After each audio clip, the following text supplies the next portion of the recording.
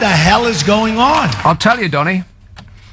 According to one of the largest nationwide polls since the Brexit vote, voters support the idea of holding a second EU referendum by a 16-point margin. It's the will of the people, all right. Case closed. Nothing further to see here. An ICM survey conducted as part of a Guardian reporting project. And I know what you're thinking. You're thinking, Guardian. Typical lefty, liberal elite. Mainstream media. Yes. An ICM survey conducted as part of a Guardian reporting project found that 47% of people would favour having a final say on Brexit. 47%, that sounds like more than half to me.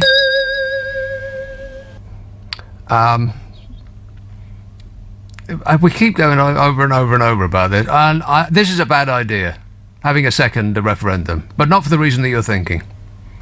And I'm going to say something controversial. Oh, no. Yes, but in a minute. So grip onto something firm. This survey, conducted as part of a left-wing liberal conspiracy Guardian reporting project, found that 47% of people would favour having a final say on Brexit once the terms of the UK's departure are known, while 34% oppose reopening the question. 34 and 47 is it's about 110%. Correct. Yeah, 110% of people who expressed a preference have disagreed with each other. So that's it. Case closed. The updated will of the people, which supersedes and replaces any and all previous wills. I think you'll find that that is correct. Affirmative. Just like an actual will. You know, people can change their minds. I mean, if we weren't allowed to change our minds, we'd still be listening to Michael Jackson records despite all the allegations, and we'd still dislike Brussels sprouts. Okay, those weren't very good examples. But you get my point. No. As concern grows over the direction of recent negotiations, which is apparently how you're supposed to say that word, if I hear Mrs. M say it like that one more time, I'm going to heave my radio out the window. Yes, the negotiations. You don't have to pronounce every syllable, Mrs. M. Just relax. Put your feet up. Kick off your whatever they are. Your strappy slingbacks. I bet I've got that wrong. But I bet my glamorous assistant knows. Can a slingback be strappy? Yeah, of course it can. Kitten heel slingback, I think, would sum it up. Right. I love the way that you said, course it can. Like, I'm stupid for not knowing that. Thank you for putting me in my place. Already I feel belittled. Yes. Oh, yeah. Where were we? The negotiations. As concern grows over the direction of recent... direction? There's no direction. They're just making it up as they go along. Does it really look to you as though anybody has any idea what they're doing? Negative. No. Direction.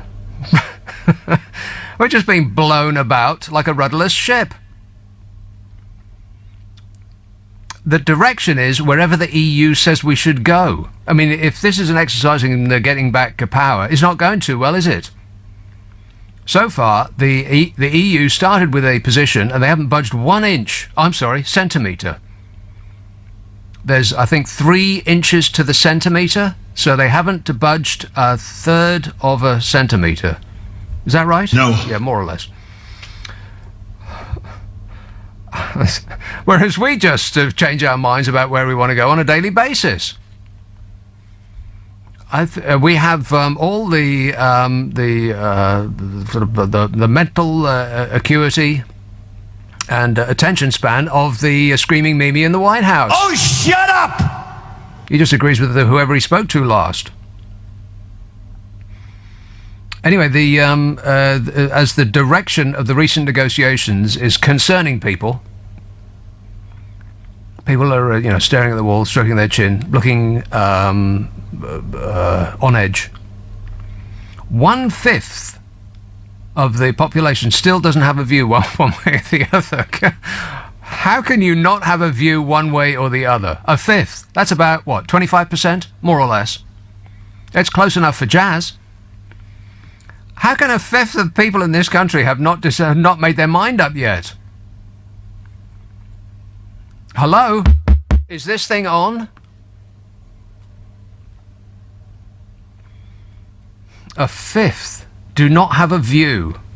I find that amazing. I bet they'd have a view about the blooming weather and about whether you should wear a blue with green. I bet my glamorous assistant knows the answer to that question. Should you wear blue with green? Say again. No, I will not.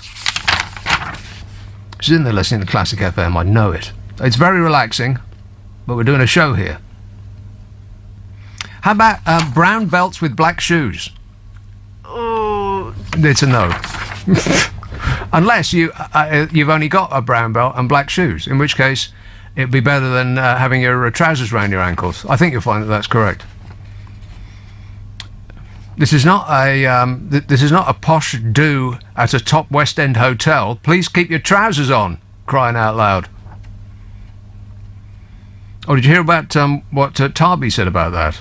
I think he was more or less right. But the people were clutching their pearls to their chest, just passing away in a Victorian fainting fit at the very idea that it's not only women, well, not only men who can be disgusting sexist pigs. But anyway, that's not what we're talking about right now. Unless it is, in which case, I bow to the floor. I have no idea what that means. I think there might be something wrong with me. Anyway, concern is growing over the direction of recent negotiations. Have you heard? A fifth don't have an idea one way or the other. They've still not got a clue after all this conversations and the screaming and the shouting and the bemoaning and the bewailing. They're still going, no idea. A fifth. That's about, 35%? If you disclude those people, and we should, straight away, and without favour, with great vengeance, we should dismiss them. That gives us a lead for another go at it of 58% to 42%. 58 to 42 for a second referendum, which is a very bad idea, but not for the reasons that you think. And the reasons that you think, well, probably include, but are not limited to, well, it went right the first time, so why do we need to do it again? Yes. Something like that, I bet. That's what Nigel Farage would say, except that he didn't. He famously said that if we decided by 52 to 48, then it would be case closed. No, it would be, what was the phrase that he used? If it was a 52 to 48, it would be unfinished business. That's what he said. I'm a nutcase. Unfinished business, said Uncle Nige. But he was expecting to lose by that amount. But when he won by that amount, then suddenly it was finished business. Curious. You'll be able to discuss that with him on a regular basis on LBC. I recommend you don't let him forget it. Not now, not ever, never. 58 to 42 now back a second referendum, which is a really bad idea, but not for the reasons that you think. And I'll tell you in a minute. I'll tell you the reason what I think, which is the correct reason. This increased backing has apparently come from both sides of the debate, with 1/4 of Leave voters in favour of having another referendum on the final deal. And there's a certain element, should we call them very, very old people, who continue to insist that they were right all along, which is what they do in every regard. Mounting concern about the impact of leaving, with 43% of voters are now worried that Brexit will have a negative effect on the UK economy.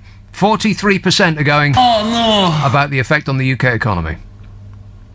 And a narrow majority believing that it will have a negative impact on the British way of life. What? What does that mean? On the British way of life? What, like getting up an hour before we actually want to and struggling into work on a train or a bus that we can't get a seat on and going and doing 8 hours of work that we don't like for somebody that hates us? Boring! And then struggling home in the exact same manner to fall asleep after eating a ping food and getting halfway through the news before passing out. You know, ping food. It's ready. That food. Staring at it through the door of the microwave oven, shouting for it to hurry up. That food. British way of life. It occurred to me as I sat at home doing nothing that our way of life is completely out of balance. It's not just in this country, it's everywhere. People are missing their whole life. Because what do we do all day? Just exactly as I've just described. I refer you to the answer I gave some moments ago. We go and do a job that almost all of us don't like doing, for people that don't appreciate us or like us or pay us enough or are nice to us and are usually deeply unpleasant and nasty. And we do that for 8 hours a day. And it's another hour on either side of it, minimum, for travel there back and forth. So that's 10 hours a day. And then what do? We sleep for 8 hours a day. So that's 10 and 18. And 18 from 24 is 3. So that's 3 hours that we get to ourselves. Big blooming deal. And then at the weekend, of course, there's going shopping and doing a DIY and then going to accident and emergency and getting the things that were chopped off sewed back on because of your DIY ineptitude. And meanwhile, days and weeks and years are flashing by. The time is just going. That's your wake-up call. You're missing your life. British way of life, negative impact. It's like slavery, actually. You get to a certain point in life and then you are encouraged to buy a house and buy a car and buy a holiday and buy a suit and buy this and buy that, and you can't pay for it with cash because you don't earn enough, and so it's all on credit. And then you become a slave. Then you're trapped for the rest of your life until you retire, when you're too old to actually enjoy any of the time that you've got left. Hobbling about on 3 legs or on 4 wheels. And there it went. In a flash, your life. But anyway, that's not what we're talking about. Unless it is. Other key findings in this Brexit poll are going to have to wait until after the break. Isn't it exciting? No. And also, I have to tell you why it's a very, very bad idea to have another referendum. But it's not for the reason that you think. It's a controversial reason. I'm going to be controversial. Balaji says, why not have a best of 3 referendum, Nick? Or a best of 7 like the NBA finals? The as in NBA. Basketball. Boring! All American sports are really, really dull. Have you noticed? Just excruciatingly boring. Rounders just goes on forever. Bunch of fat blokes in stripy clothes that are way too tight for them. maybe they only come in like small sizes, and they're all hefty. Or American football is even worse. Stop, start. There's like 10 seconds worth of action, and then they stand around and talk about it for 5 minutes. Awful. And basketball, it was just painful. I actually had tickets to go and see the basketball at the Olympics. Remember the Olympics? Hey, the Winter Olympics are starting in a couple of weeks, isn't it? I bet my glamorous assistant is all over this. You know when the Olympics are starting, the Winter Olympics in Korea? I believe it's exactly a day in February. Exactly a day in February. One of the days in February. Yeah, we have no idea, and it doesn't really matter. This isn't a news station. Plus, no, I mean, is anybody actually remotely interested in the Winter Olympics? No. Just me. Just me and a bunch of stoners strapped to boards. Want to score some pot? Yeah. Those people should get a pass, really. Because marijuana is not a performance-enhancing drug. But no, when it comes around, I'll mention this frequently, the world's most exciting sport is snowboard cross. You absolutely must mark it in your diary and watch it. It's fantastic. It's 4 people together ski together. It's not one after the other, which is kind of dull, and they're all doing it against the clock. They're doing it against each other. And so it's 4 people falling down a mountain on tea trays while fighting each other. It's absolutely brilliant. But anyway, I'll mention that frequently before it starts. The Winter Olympics starts on a day in February. Where was I? Oh yeah, how did I get to there? Basketball. Oh yeah, I had tickets to go and see the Team GB at the Olympics in London. We're playing China. Yeah, you'd think that would be really, really exciting, and it would have been if it hadn't been basketball. So I just amused myself by watching members of the crowd who had absolutely no idea what was going on. They just, they punted for some tickets to something. They didn't really care as long as it was going to be the Olympics. And we were just being amused by, it probably sounded like a DJ, hey, playing tunes in between whatever they were doing on the basketball court. Didn't look like much to me. Anyway, Ethel says, sorry Nick, I won't be able to listen live tonight. I'm going to a hen party. We're having a male stripper. I hope the Financial Times doesn't turn up. Disgusting. Well, Tarby was talking about this. Because Jimmy Tarbuck apparently was there at that event, and he issued a statement through the intercom on the gate. Some scrofulous journalist was pressing his button. Me. He wouldn't leave him alone, for crying out loud. And so Tarby said, "Well, maybe I'll get onto this later because there's nothing to do with what I'm talking about right now. I am swayed just as easily as the leader of the free world." So I'll talk about that later. And Jenny says, a second referendum. Why tax our addled brains with the decision when our elected betters are paid to do our thinking? Jenny, they should be paid to do your writing. With decision.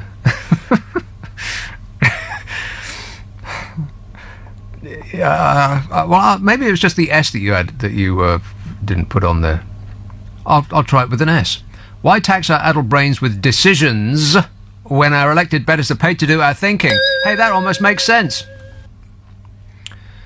Yes, and that does inform why I don't think that we should have a second referendum. Not that I wouldn't expect that we'd probably get the answer right the second time. If at first you don't succeed. Keep doing the same thing over and over. That'll work. That's the government's drugs policy. In fact, it seems to be the policy on absolutely everything. Cross your fingers, hope it doesn't go wrong, just don't make any sudden moves. No important decisions, and hopefully everything will break down on the next person's watch. That does seem to inform the... it doesn't really matter who it is we're talking about. It could be the Conservatives or the Conservatives plus the Libs. You remember the Liberals, don't you? Oh yeah, there used to be a thing a little while ago until a certain individual screwed it up for them. It's not your fault, Nick. It's all your fault. And now they've got... Now the new thrusting Liberal leadership has installed a man who is, he should actually be an exhibit in the Natural History Museum.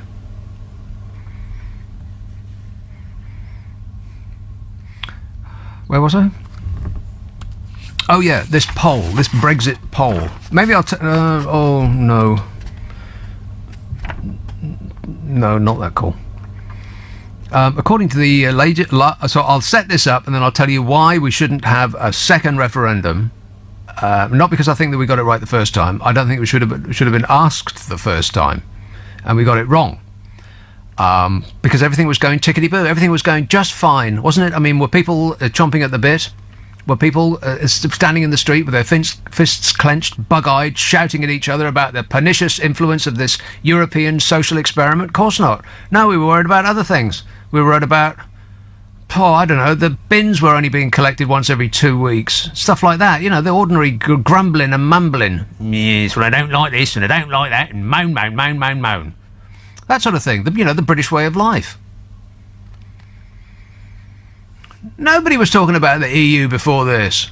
Well, there was, one individual. I'm a nutcase. But he made a career out of it. He made a career out of saying that he doesn't like career politicians. He don't get irony, do he? Or maybe he does. Maybe this is just one gigantic, joke. Maybe he's a performance artist. Maybe him and Donald Trump have got an act. Wouldn't that be great? If they just... one day they said, we were just kidding. It was just a joke.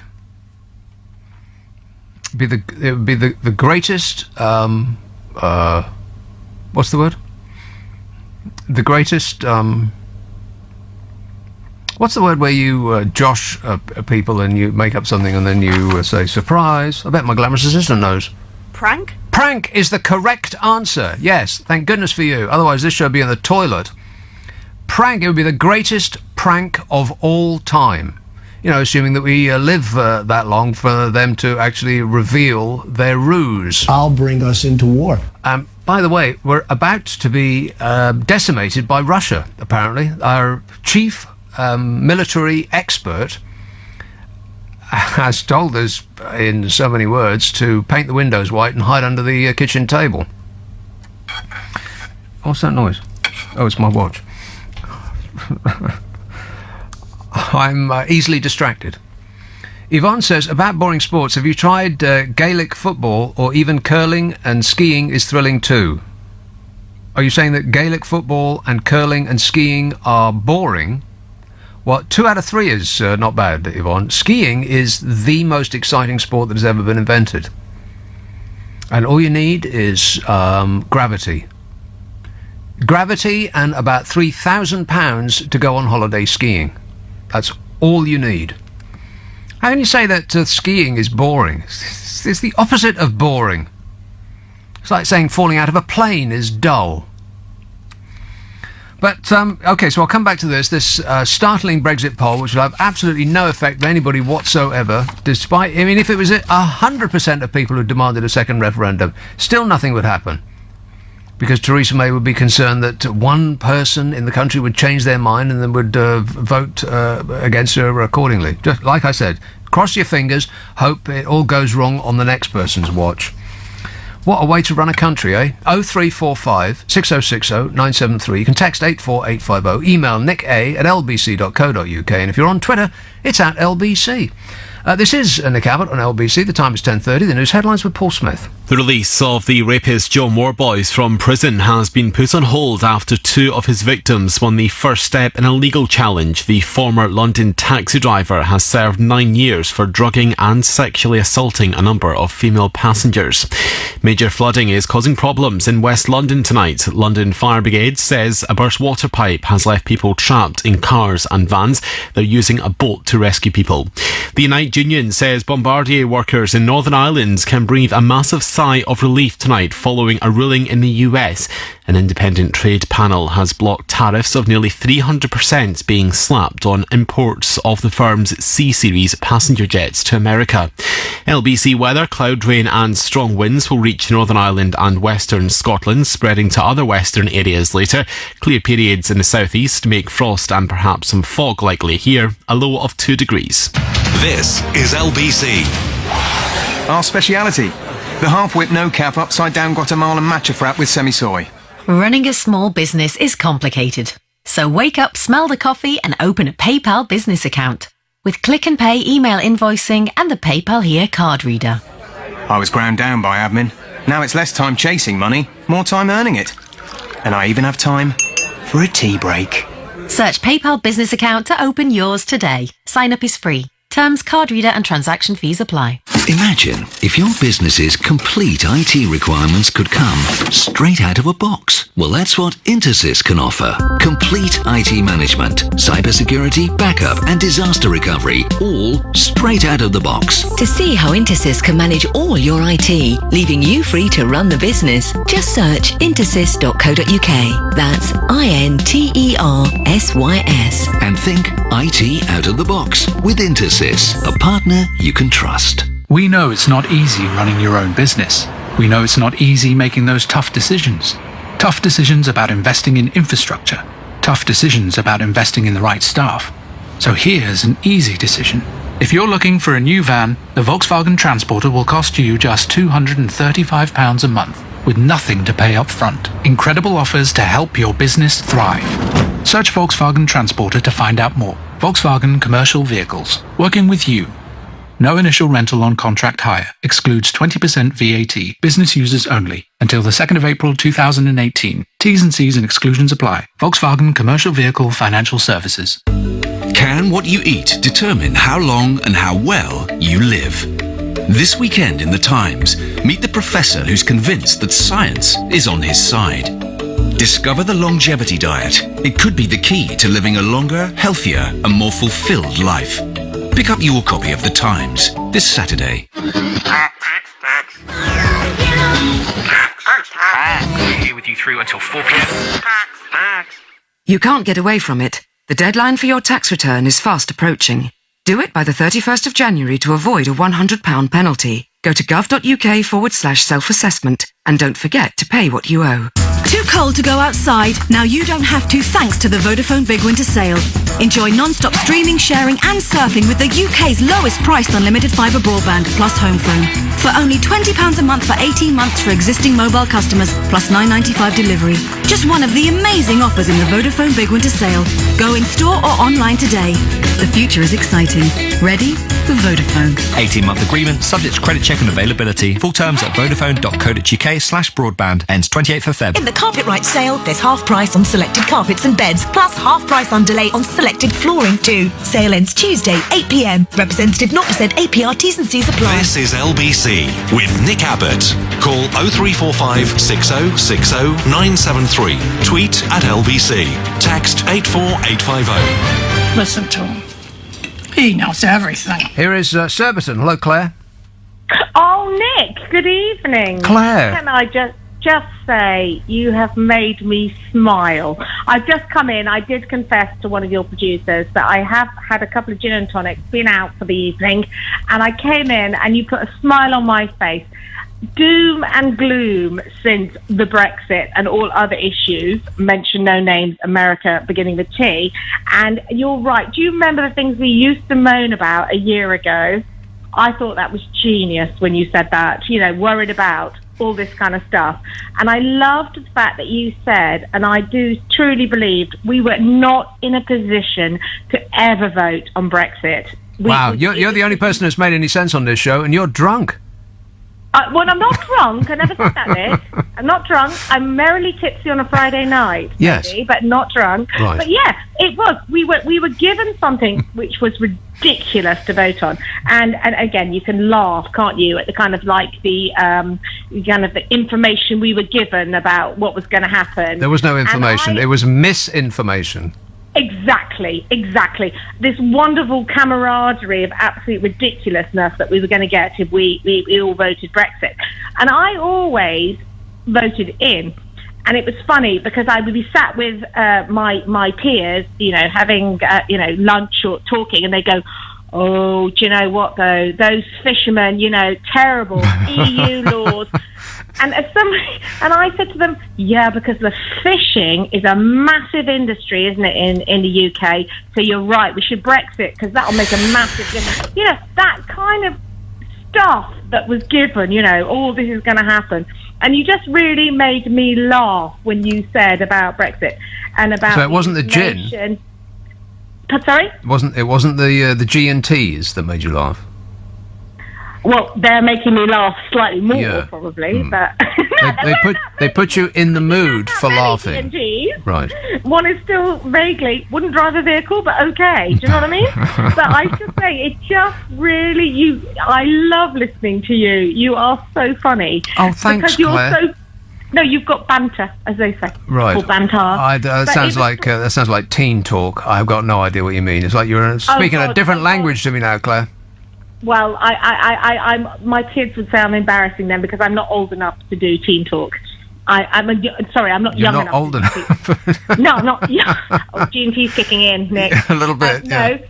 I'm too old to do teen talk. Teen talk, right? No, so take that back. I understand. Yeah. All right. Well, it's nice talking to you, Claire. Cheers, my dear. Have a glass of water in between drinks. I think that any medical professional would recommend that. But don't take my word for it. Always ask a GP before ordering at the bar. And that is the official position of LBC. Cheers, my dear. Paul says David Davis, Boris, Jacob, Meg, and Mog. What? David Davis, Boris, Jacob, Meghan, Mogg. These people have proved this week that the government haven't a clue what to do pre or post Brexit. Assuming we have our country back, and can we deport them? Oh, please, can we do it? I think that would be an excellent idea. What do you say, Bozo? Yeah. Wait a minute. And this says, surfing is the most exciting sport ever. Even if you can't do it properly, you're nearly drowning, which is also exciting. The nearly part is very important in that sentence.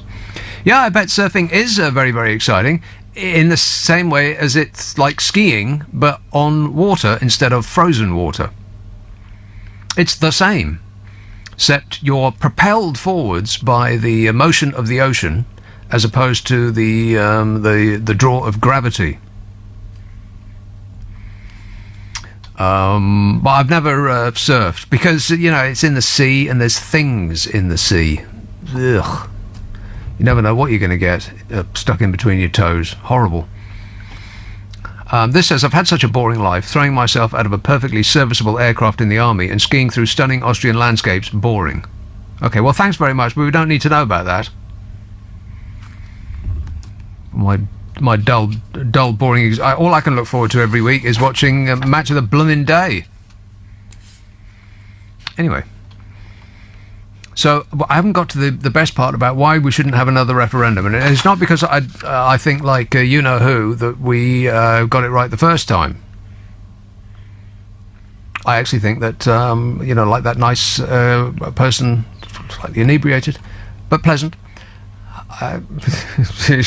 before the shouting and the screaming and the throwing things phase, we got her just in time, just at the apex of pleasantness. She was congratulating me on my perspicacity. Because I said, what were we complaining about before the EU came about and before the world was rocked back on its heels by you-know-who? You are going to love President Trump. What were we moaning about for 24 hours a day? It would have been tiny stuff like, we can't smoke in pubs now. Blooming disgrace. Stuff like that. Or the council is only collecting our food waste once a week now. Or I got a parking ticket. Yes, stuff like that. I mean, so that indicates that things were just ticking along just fine, weren't they? Just mumbling and grumbling and moaning about the tiny insignificant things in life. And now you wake up every day and you look at the news and you think, and it's all because of two things: Brexit and the screaming Mimi in the White House. Who, by the way, he went to Davos in Swaziland. It was great. Everybody loved me. The very first thing he did when he showed up in Davos was boast about the crowd size. Did you notice that? He's still on about crowd sizes. Oh, Struth, calling Dr. Freud. In fact, stay resting, Dr. Freud. We don't need you to figure this one out for us. With the long ties and the constant groping and the grabbing and all of that, it all speaks for and the love of things that are longer than they are wide. The buildings and the rockets and all of that. Everything is huge. Yeah, sure it is. I think we've put our finger on the problem right there. Does anybody want to put their finger on that problem? No. Even Melania is 3,000 miles away. She went to a Holocaust exhibition rather than accompany her husband on an all-expenses-paid trip to Switzerland. She hates him. That's why Donald Trump has a lock on his bedroom door. It's on the outside. Chiswick, Milan. Hey, now you're quite near where the flood is in Hammersmith. There was on the OBC's Twitter feed. Bulletin. It said it was near Gunnersbury Lane. It was just near to the roundabout. So it's about a few minutes from me. Yeah. So you can't see it from your current advantage point. Vantage point. I'm And when I went out, I avoided that area. Yeah, well, that's probably the best thing to do. I mean, I always used to avoid Hammersmith, even when I lived in Hammersmith. It's always best to just hold your nose and go directly to your home, and don't look either to the left or the right. It was so nice, the traffic, until I got to Green Park, and then it was just gridlocked, and it was just like, oh God. Green Park. Yeah, today's my birthday, Nick. Oh well, nobody cares. So it was. I'm not just saying that, by the way. Nobody cares. Nobody. I know. Well, when you get to my age, it's good because if there's a hostage situation, I'd be one of the first to be freed because I'm that old. So which is good. Or alternatively, depending on which film that you're discussing, you'll be the first one to get shot because the audience doesn't care about you. I'm old and I don't have a six-pack. They don't care about me. Yeah, that's right. You're first to go. Do you know what? I was thinking, while you're talking about Trump, it'd be worthwhile if Trump rang into Lucy Beresford tomorrow night and just had a chat about... Yeah. I have a problem. It's huge, but very, very small. I'll tune into that. That'd be hilarious. I was going to talk about Brexit and the second referendum, and I just don't see the point of there being one because all through 2017, Remainers were pointing out various basic questions to be answered. And all we got from leaders was like Project Fear. And now the mist is descending. Everyone's like, oh yeah, actually Remainers were speaking some sense now. And it's a complete and utter mess. I mean, whenever LBC puts up stuff on the Facebook pages and people comment below, do you know some people actually believe that the UK left a single market in the customs union on the day of the referendum? If I went into the street with a clipboard and asked people what the initials EU stand for, I bet over 50% wouldn't have any idea. That's depressing. And this is and these are the people who would shout loudest, saying we're the people, and I voted to leave. Yeah. Or Jacob Rees-Mogg for PM. And he's like, oh my God. Well, anybody that supports the Labour Party, which is not me, but I mean, I know that in this world of extremes, you can either be far left or far right, and there's nothing in the middle anymore, apparently. So if you don't hate Labour, then you are the Jeremy Corbyn's love child. But I can't remember what point you just made that I was going to answer. I just walked myself into a cul-de-sac and I can't remember what I was about to say. What did you just say? And then I'll remember what I was going to say. I'm going to talk about how people believe that, so leaders believe that on the day of the referendum, the EU magically left a single market, the customs union. And they were saying, where's the recession? Oh God, I know, and that came up just this week as well. Oh, there's Project Fear, and of course this country isn't. And they're talking about it like if they were all lies about their possible negative impact. Of course, it's going to be negative. It's not going to immediate, even if it's positive in the long term. It won't be positive immediately because it's a massive upheaval and change. There's going to be people hurt and negatively affected. Of course there will. But because the country hasn't flipped upside down, burst into flames and is sinking, people say, oh, well, that was just Project Fear and it's been proved wrong. We haven't left yet. I know, and any kind of argument they put forward is ludicrous. They'll say, okay, we'll just do zero tariffs with every country. I'm like, well, if you do that, you're going to be flooded with cheap imports, which will kill the UK manufacturing industry. Yeah. Oh, okay, we'll do a trade deal with America, and they'll get loads of good products. What, hormone-injected beef, which will kill our agriculture. And then when you point that out to them, they'll just shout at you, saying, Project Fear, will of the people. Yeah. I'm like, oh, please, can somebody stop saying we're the people? This is an indication as to why I don't think there should be a second referendum. What the scenario that you've just described perfectly exemplifies my argument, which I'll have to give you after the break because I'm up against another break. But thanks a lot, Milan, and try to keep your feet dry. Excellent work. And always swerve Hammersmith. Keep that in mind. ASH. Ash. Always swerve Hammersmith. I'm talking to Wanstead, well, not Wanstead in total, but specifically Sophie in Wanstead. Hello, Nick. I have detailed files for you. Yes. but before my 2 points that I rang in about. Remember last week I was talking about the farm that I went to, and it was a fabulous trip. Yeah. But there's another distressing... Learnt nothing, yes.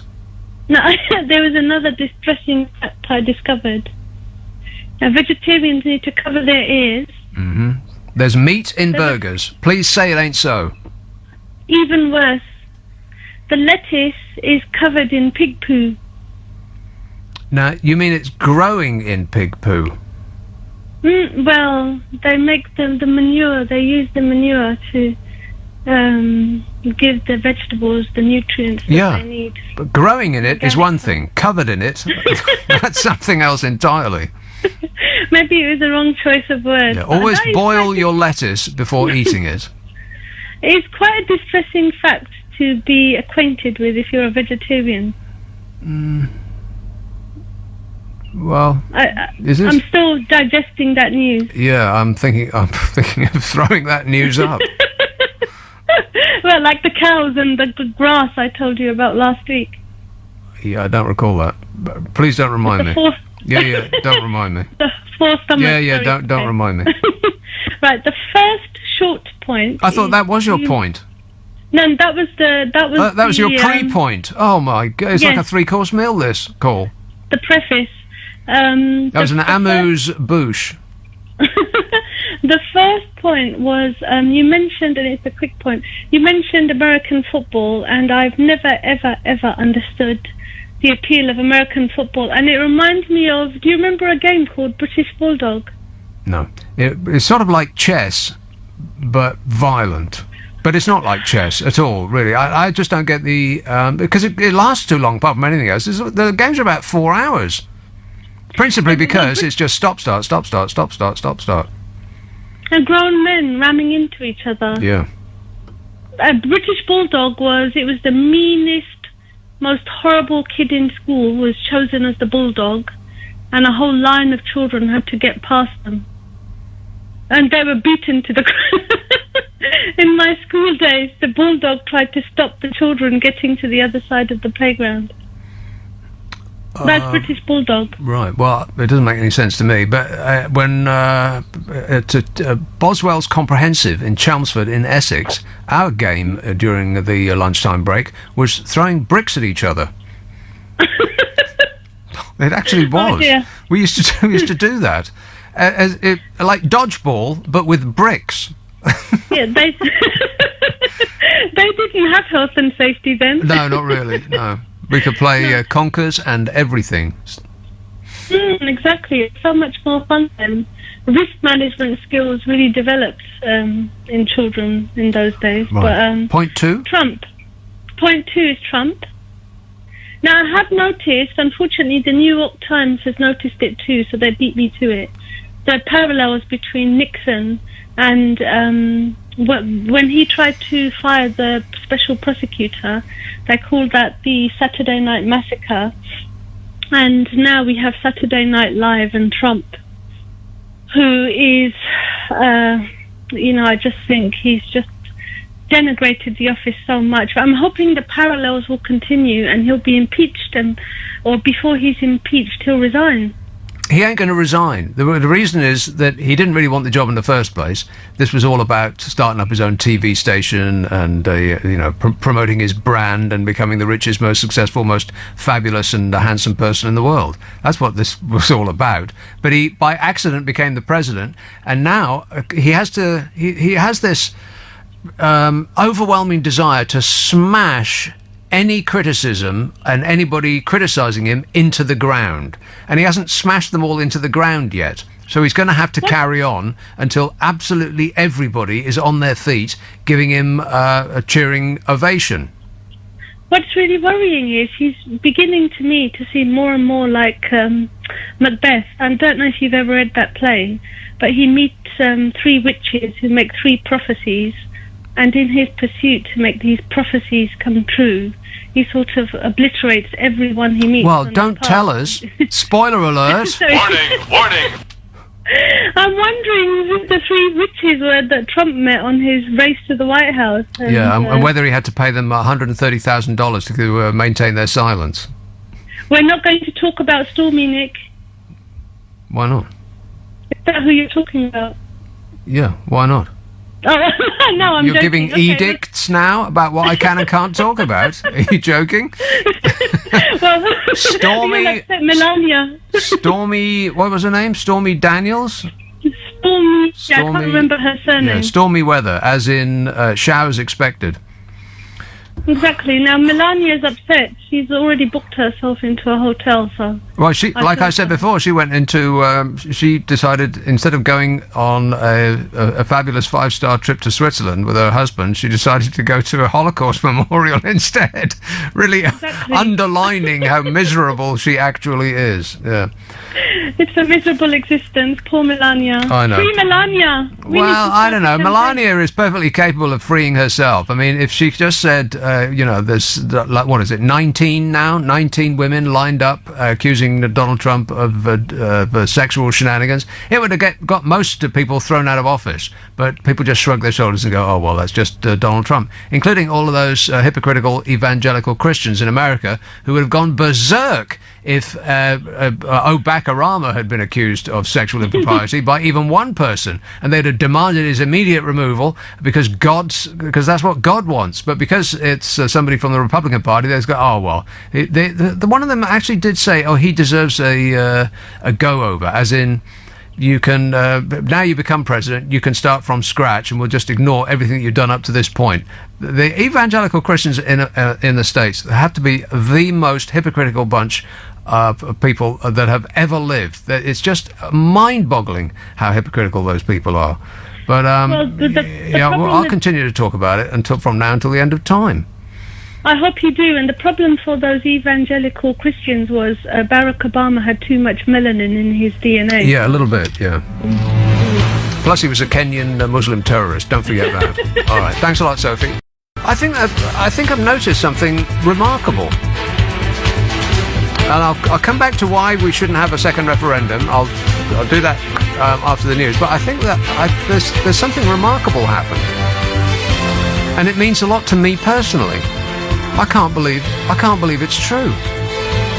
I hesitate before saying it out loud. Has it really happened? I'll know more after the news. Yes, I'm very special, and the only reason that we sometimes lose is because of the pitch of the referee. He does not know what he's doing. But I don't speak about this. Or the crowd, they're very bad. But I don't speak about this either. God, I hate Jose Mourinho. I hate him. But it's nothing personal. I think something remarkable has happened. I don't believe it. Well, I'll come to that in a minute. First, this call has been waiting for a dog's age. Wallington. Hello, Marianne. Hi, Nick. How are you? You've been very amusing this evening. I'm doing what now? Very amusing this evening. Oh, thanks, Marianne. Oh God, where do I start? At the very beginning, it's a very good place to start. Firstly, when you were talking about Brexit, before the referendum, none of my so-called hardline Brexiteer friends were ever complaining about Europe. No, not one. Nobody even thought about it. Price of G&T in the pub Yes. or any other ridiculous thing. Yeah. And the most hardened Brexiteers amongst my friends are the ones with like dual nationality, so they actually have an escape route from Brexit if they want it. You couldn't make it up, really. Can't stand the Europeans whilst they've got the Spanish passport or whatever.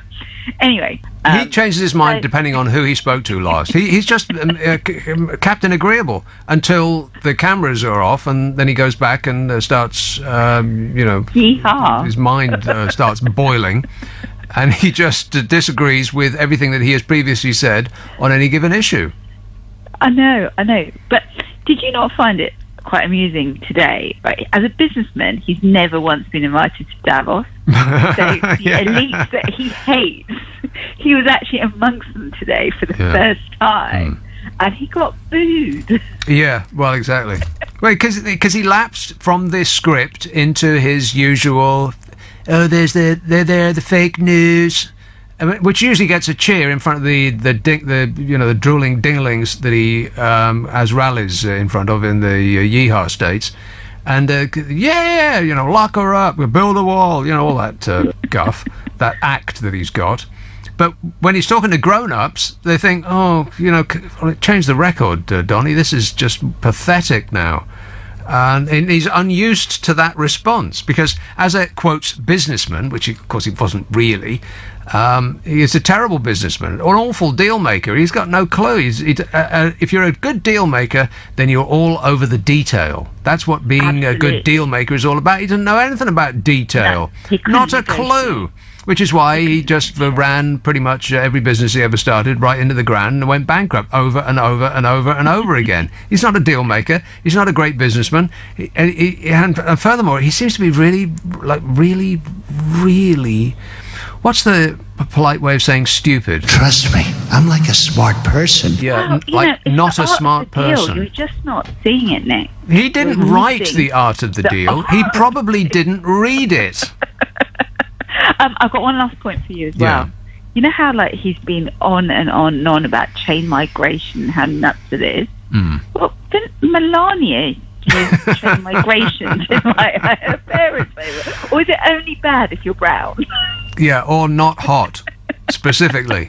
But her parents are invited over off the back of her green card. It's just, you couldn't make it up, really. He's like and his first wife as well did exactly the same with her family. He is like this walking book of bewilderment and bemusement. Yeah. And have you heard the latest rumour on CNN today? That what, apparently the failing CNN fake news media? The fake news media. And so Michael Wolff, the guy who wrote the book Yes. Fire and Fury, which I haven't got around to reading yet, but is it because that you've been reading? Wait, Marion, have you not got around to reading it because you've been reading my book instead? Well, I wish I had time to read your book. Sadly, unlike the Trump, I actually have a job to go to with no executive time. Well, you get lunch, don't you? You get lunch. You could read it during lunch. I'll just give you the title, and then you can look it up at your leisure. It's called "My Tremendous Year in the Huge Shadow of Donald Trump's Awesome Orange Bigliness." It's on my list, but I've got to tell you between it. So You're lying about that. Michael Wolff is implying that he's still in a relationship with somebody. With Nikki Haley, of all people. Who's Nikki Haley? Did you not hear this? Wait a minute. Don't say another word. I'm going to have to look up who Nikki Haley is. She's the UN ambassador. Oh, the one who threatened the UN if they didn't toe the line about Jerusalem. Yes. So she responded to these rumours that no one had heard about until she responded to them by saying... By throwing up in her mouth? They were disgusting. Yeah. And deeply offensive. Well, I wouldn't want to be associated with that rumour either. Well, can we squash that rumour before it starts, Marianne? You are not having a relationship with the current President of the United States. Agent Orange. Thank you very much. He's all yours. Thanks a lot, Marianne. Some texts and emails. Lara says, did someone forget to remind Bozo the other morning before the cabinet meeting that he was Foreign Secretary instead of Health Secretary when he asked for money for the NHS? It was nice of him, but what an idiot. Well, that seems harsh, but fair. Hey, my screen isn't responding. Oh, there it is. It's not responding. It's very, very late. Why is it late? There it is. Well, it's connected to a computer that has to do a lot of thinking all at the same time, so it takes a while to come up with stuff. In fact, the moment's gone. I was going to say, what do you think about that, Boris? Yeah. Wait a minute. But just forget I even said it. Jonathan said, I am one of the few people who was sufficiently intelligent to take part in the Brexit referendum, and I felt that even I did not have enough knowledge to actually vote. Yes. And that is the essence of what it was that I was going to say during the last hour. Here's why. I'll set it up with this new poll again, which was reported in the fake news, far left, liberal, elite, mainstream media, The Guardian. The poor little old Guardian. I mean, people talk about the Guardian as though it has some extraordinary power over the direction of this country. No, it doesn't. There's more people writing the Guardian than are reading it. Rupert Murdoch has got the power of the media in this country. The Barclay brothers have got the power. That fellow who owns, what's his name? Rothermere, with the Mail. Those are the power brokers of the media in this country. And is a single one of them in any way left-wing? No. No, of course not. People constantly banging on about the left-wing media. The Guardian, is that what you're talking about? Anyway, according to The Guardian, 47% of people would be in favour of having a final say on Brexit once the terms of the UK's departure are known, while 34% oppose reopening that question. And the rest said, I don't know. And they literally said it like that. So 47 and 34, it's 47 and 34, 4 plus 3 is 8, and 7 plus 4 is, it's like 12, and so 8 and 80 and 12 is like 106%. It's 106% of the people that responded couldn't make their mind up. Everybody's at each other's throats, and nobody has any idea where we're going, including the people that are directing us there. But anyway, the vast majority of those that expressed a preference now want us to have another referendum on the final terms of the deal of Brexit. And it is a bad idea because we were incapable of making up our brittle little minds the first time around because we did not have the information. And furthermore, we refused to go and get that information. We can't bend our minds around something as complicated as leaving the EU. We've got no idea. And we would have no clue about the positivity or negativity of any emerging trade deal. We would not be able to comprehend what it means, let alone whether it would be good or bad for the economy. We didn't comprehend the ramifications of the Brexit vote in the first place. And any second vote is just going to come to the same thing as the first one. People will be answering different questions, not the one that was actually written on the card. Businessmen with European contacts will want in. Businessmen who sell whelks to Cockneys and aren't remotely interested in selling whelks to Europe because Europeans aren't remotely interested in eating them, they want out. Students who want free rein to cop off with hot young lovelies with tans from other countries, they want in. Old geezers who are still fighting World War II want out. Well, everybody's answering a different question. It's not the same question.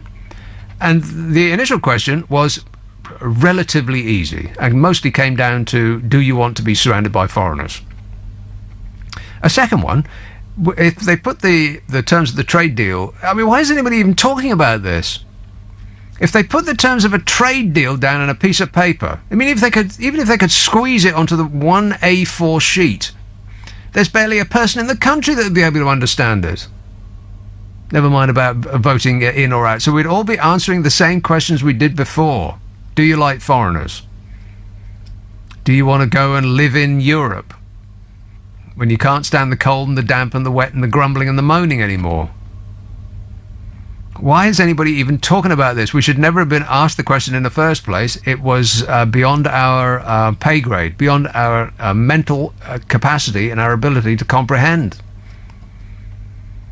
I mean, The Guardian's just wasting its time asking people whether they would want a referendum. They're not even capable of making that decision. This is why we have politicians who are, as you know, all very wise and are in position to take decisions on our behalf using their smarts. What a system, eh? I think I am more correct in my belief that something dramatic has happened to me, to my life. It's like Christmas and birthdays all come at once. I can't believe it. Every passing minute makes me believe that something dramatic has happened in my life. Do you know what it is, my glamorous assistant? I have zero idea. Nothing at all occurring to you?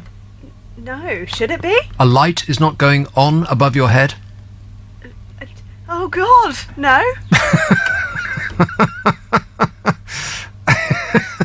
She seems alarmed. Calm down. No, there is nothing to be worried about. It's all positive. Holy smoke, I think they've gone and done it. They've actually fixed the blooming lights in here. I can't believe it. There's a thing in the ceiling, up there, over there. You can't see me on the internet. I think I'm about the only one. Oh, they can't see Steve Allen either, or can they? Can they see Steve Allen? No, I don't think so. Right. So it's just me and him. Everybody else is on camera, is that right? Correct. Yeah. Why can't they see Steve? Because he doesn't run his own desk. Yeah, I don't know, actually. Steve wouldn't deign to run his own desk. I bet he doesn't even go and make his own blooming tea. Oh, no. I do, don't I? You do, I can vouch for that. Yeah. Correct. See, I never ask you to do anything, do I? No, I do absolutely no things. Nothing for me at all. No. You're sitting in there, I don't know, you're probably not even listening to this show. Oh, definitely not. No, not, neither do I. I don't listen to this show either. The host is an idiot. And wrong about everything all the time. Mostly. There's a thing in the ceiling up there. You can't see it because, as previously described, I'm not on camera, unlike everybody else on the station, because I'm here where the grunts normally sit. My glamorous assistant is through there in the broadcast suite. Oh, can only dream of sitting in a broadcast suite. But I'm in the cupboard where the technical people normally go, because we have jettisoned the technical person, and I'm doing the technical thing. Holy smoke, I'm like a Swiss Army knife. I'm the bloomin' producer, I'm the presenter, I'm the writer, I'm the researcher, and the technical bod. What exactly do you do again? I'm not sure. Yeah. Anyway, so the cameras are all facing the other way, because nobody wants to see the technical people, because the presenters look bad enough. Never mind about the technical people. Awful. So you can't see where I am, but I am just imagine me pointing at the ceiling in an accusatory fashion. There's a hole which detects whether people are moving in this facility, and it turns the lights off, to save the planet. If there's been no movement detected within 30 minutes. But I am a good boy, and I sit, completely still while I am presenting this super show. So it thinks that this room is empty and just turns the lights out on me it's not every 30 minutes, it's every 35. Just enough to lull me into a false sense of security. And then when I'm midway through reading something vitally important, suddenly I'm plunged into a Stygian gloom. And I've been complaining and moaning and whining about it. Stop whining! For years. And I asked, can anything be done about this? And they said, no. I said, well, you just need to, get an electrician in and he'll be able to fix it. No. No, they said. I said, it can't be beyond the wit of man. We land people on the moon. We can surely disengage the hippie tree-hugging facility in the ceiling. And they said... Negative. Yeah, can't be done, apparently. It's impossible. I might as well be talking to my shoes. But holy macaroni, they've only blooming gone and done it, unless it's broken.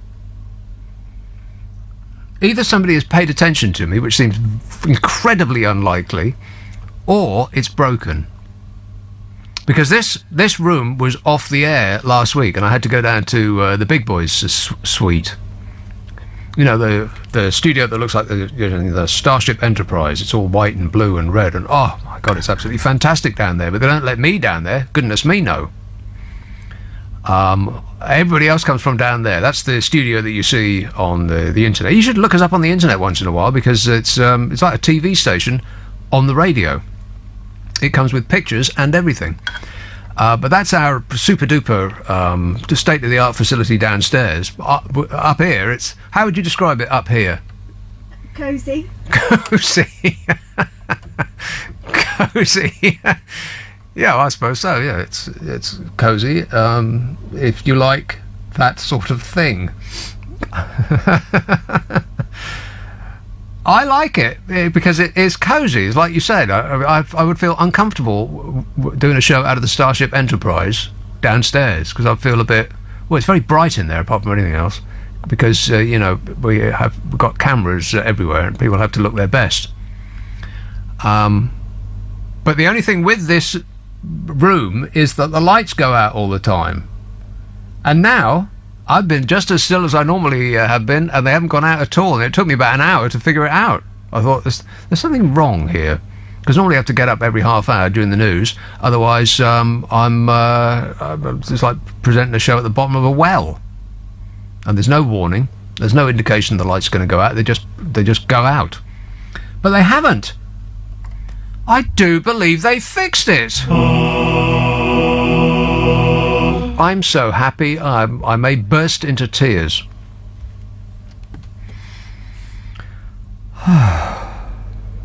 Right, what should we talk about now? Oh, I'll do some texts and emails, and then we'll go to the news, and I'll come out. I suppose we've got to talk about you know who. But, like you know who, I can be dragged onto any topic you like. Andy says, I might watch an alternative Winter Olympics where they play ordinary sports on ice, like the 100 metres ice race, boxing on ice, or the ice discus. People should get into the Winter Olympics. It really is fantastic. I know it doesn't have the appeal of the ordinary Olympics, but there's some amazing events there. And I'll repeat this frequently. You must watch it. It's called snowboard cross. They also do it on skis, but snowboards is better because both of their legs are attached to a board and they can't move them. Skis you have some sort of control over, but as any fool know, snowboarders have absolutely no control of it whatsoever. They just get pushed down a mountain and they fall down it while fighting each other. It's the best sport ever. But there's once you get behind Team GB, then you've got someone to cheer for. Everybody should be into the Olympics, and I would guess that there'll be fewer participants on behalf of Team GB who are suspiciously asthmatic. I bet our skiers aren't all asthmatic, bizarrely, and I bet the curlers, as they say in Scotland, they won't be on asthma medicine either, I betcha. The snowboarders, though, they'll all be out of their minds. Want to score some pot? Frequently, all the time, constantly. Mark says, I have been a vegetarian for 40 years. I see no problem for my lettuce to be grown in pig poo as manure. A very good reason for keeping pigs, just as long as you don't eat them. Or it. Stevie says, why would you want to keep pigs? Oh, for that very reason. For manure. Well, you can buy manure from the garden centre, and then you don't have to keep pigs. There you are, Mark. You should have come to me earlier. Or you can go to the dump. They give you... it should be called something other than a dump in this context, shouldn't it? They give you bags of manure for free. You give them rubbish, and they give you valuable manure. It's fantastic. I love the dump. It's my favourite shop. Stevie says, how deluded the Brexiteers are, Nick. We will face a £144 billion and 2.5 million job losses. £144 billion what? How deluded the Brexiteers are, Nick. We will face a £144 billion. What does that mean? And there will also be 2.5 million job losses, so I guess this making the UK great again. That made almost no sense whatsoever, Steve, and it fits right in. You're just plucking numbers out of the air. You're guessing like everybody else is. But this constant refrain that comes from the Brexiteer ultras that it was Project Fear and they have been proven wrong by the robust economy that we're all enjoying the fruits of today. And first of all, it's not a robust economy. We are trailing the people in the EU and virtually everywhere else on Earth. People are describing that the country is doing fantastically well just because it hasn't stopped working. It's because ivy hasn't grown over us and we're all dead. We're still alive, therefore Project Fear was a lie. I think that either IQs have dropped dramatically in the last couple of years, or we've all gone completely insane. I mean, next you'll be telling me that a giant orange screaming Mimi has become the leader of the free world. I can be more presidential than anybody. Oh, yeah. Neil says, how long does a thought need to reside in Trump's mind before it becomes his opinion? If you just follow what he says, everything he says has an equal and opposite statement from a past Trump outpouring. Everything he says he has disagreed with in the past, and everything he says is just a repetition of what he heard somebody say last, which is why Donald Trump is not running the United States of America. Rupert Murdoch is, through the medium of Fox News. Excuse me. Yeah, that's what he'll be saying as he barges his way to the front of the group photo at Davos in Swaziland. Lovely place. Anyway, maybe I'll talk about Donny tomorrow.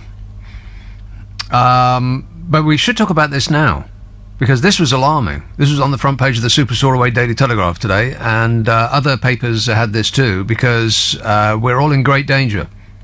The Defence Secretary has warned that a Russian cyber attack on Britain's electricity supply could cause thousands and thousands of deaths. Oh, no. Nothing to worry about, just a lot of dead people, that's all. And the Defence Secretary brought his considerable military experience to bear on that conclusion.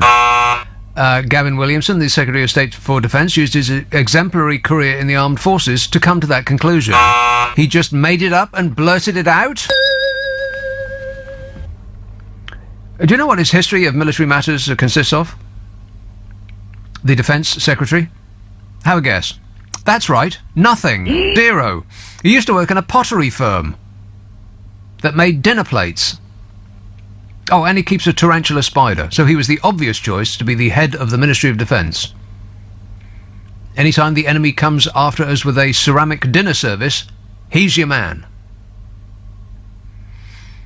Her Majesty's Principal Secretary of State for Defence, Gavin Williamson, has revealed that Moscow has been photographing power stations and may be planning to damage the British economy and our infrastructure, such as it is.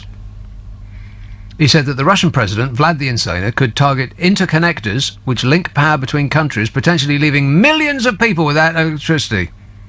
And you know what millions of people would do without electricity? That's right, they'll go absolutely stratospherically berserk.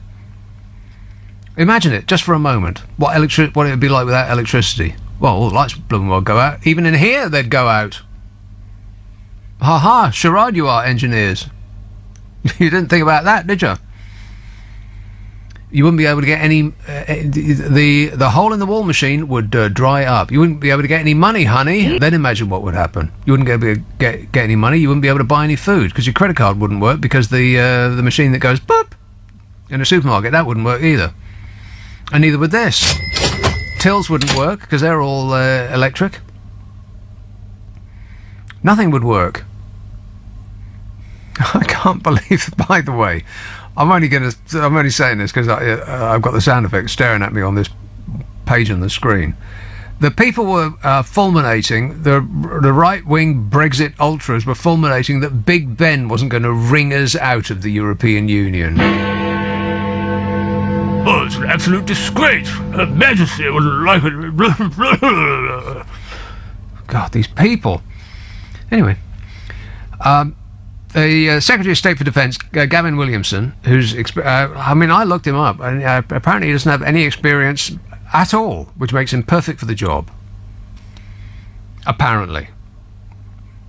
What a way to run a place. I mean, can you think of a corporation that would appoint somebody to a position of great authority who knows absolutely nothing about the department they're going to run? I mean, this is not America.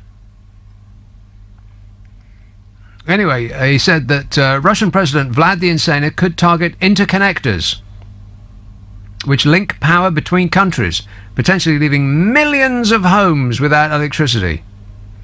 That's right, he could. Or he could blow up the moon and send a woman with daggers in her shoes to kick James Bond to death. Literally anything could happen.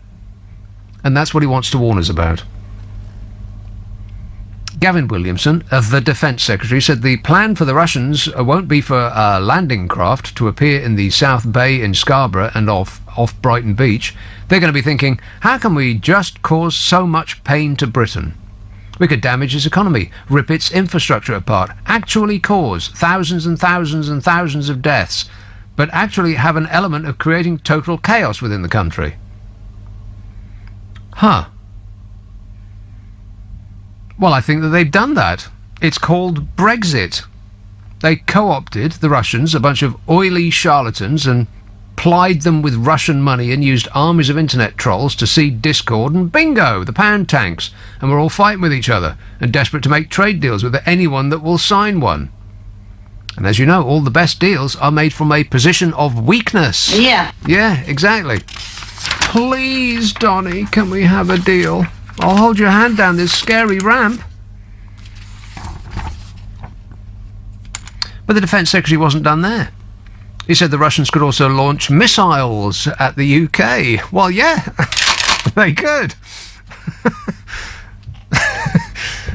They could FedEx one to us as well. He said what they're looking at doing is trying to spot vulnerabilities.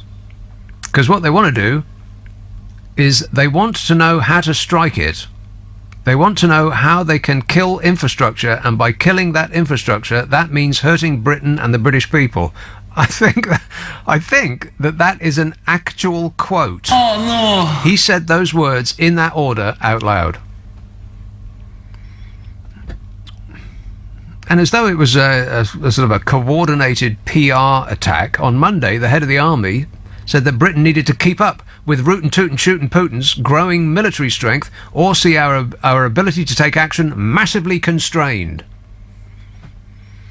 So here we are, at a time when the council is turning off the streetlights and letting the roads go to pot, and the NHS is refusing anyone that's not an emergency, and the police won't come to your house for a burglary and has given up on shoplifters. And what we need to be spending more of the money that we don't have on is ever more exciting ways to kill people. Well, the whole world's gone crazy. You know, last week RAF jets had to be scrambled to see off Russian bombers heading for UK airspace, and it was printed in the newspaper that, blimey, we only just escaped World War III there. This happens virtually on a weekly basis. We insert ourselves into their airspace, and they insert themselves into ours. It happens all the time. Like dogs biting humans happens all the time, and you never read about it because it's dull and boring, everyday, tedious news, until a dog bites a human to death, or a child, and then there will be a brief flurry of news stories like that on a daily basis for about 5 days, not past the weekend. Because people only have a limited attention span, and then journalists will start writing about someone else. The attacks haven't stopped, it's our interest in them has. And it's the same with invading other countries' airspace. We do it all the time. We're spying on the Russians, and the Russians are spying on us. Always have done, always will.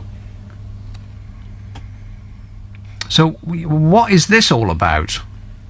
On the front page of the blooming Daily Telegraph, people are going to be having heart attacks while they're enjoying their gentleman's relish at breakfast. Many of the underwater cables, it was reported, that link our internet and phone networks to the rest of the world are in the Atlantic, and Rootin' Tootin' could actually cut those cables, depriving us of the internet, without which we wouldn't be able to watch Pussycat and Puppy Dog videos. What are we going to do?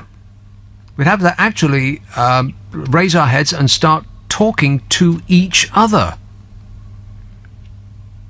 instead of being in groups of people and craning our necks down at our phone and waggling our fingers about and talking to somebody who isn't there. You know, if I told you 10 years ago, because the smartphones are only 10 years old, isn't that incredible?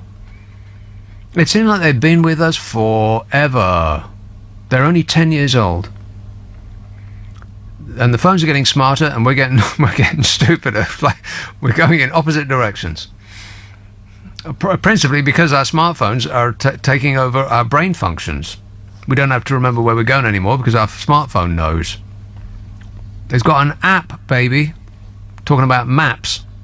Nobody knows how to read a map anymore. Well, nobody really did in the first place, but at least we could have a stab at it. Now, a modern, youthful individual will look at a map and it looks like a modern art masterpiece. We've got no idea what it means. If you can't stab a screen and it tells you, take the next left, we've got no idea. You can't add up. Well, that's long gone since we stopped having the multiplication tables rammed into us. I swear they should teach those in schools now, because once you've learnt it, you never forget, and it's something that's useful for the rest of your life. People of my age, we had the multiplication table rammed into us. 6 6s are 42. Once you've learnt it, you never forget it. 7 8s are 63. Oh wait, did I actually get one right by mistake? 7 7s are 35. I think you'll find that that's right. Correct.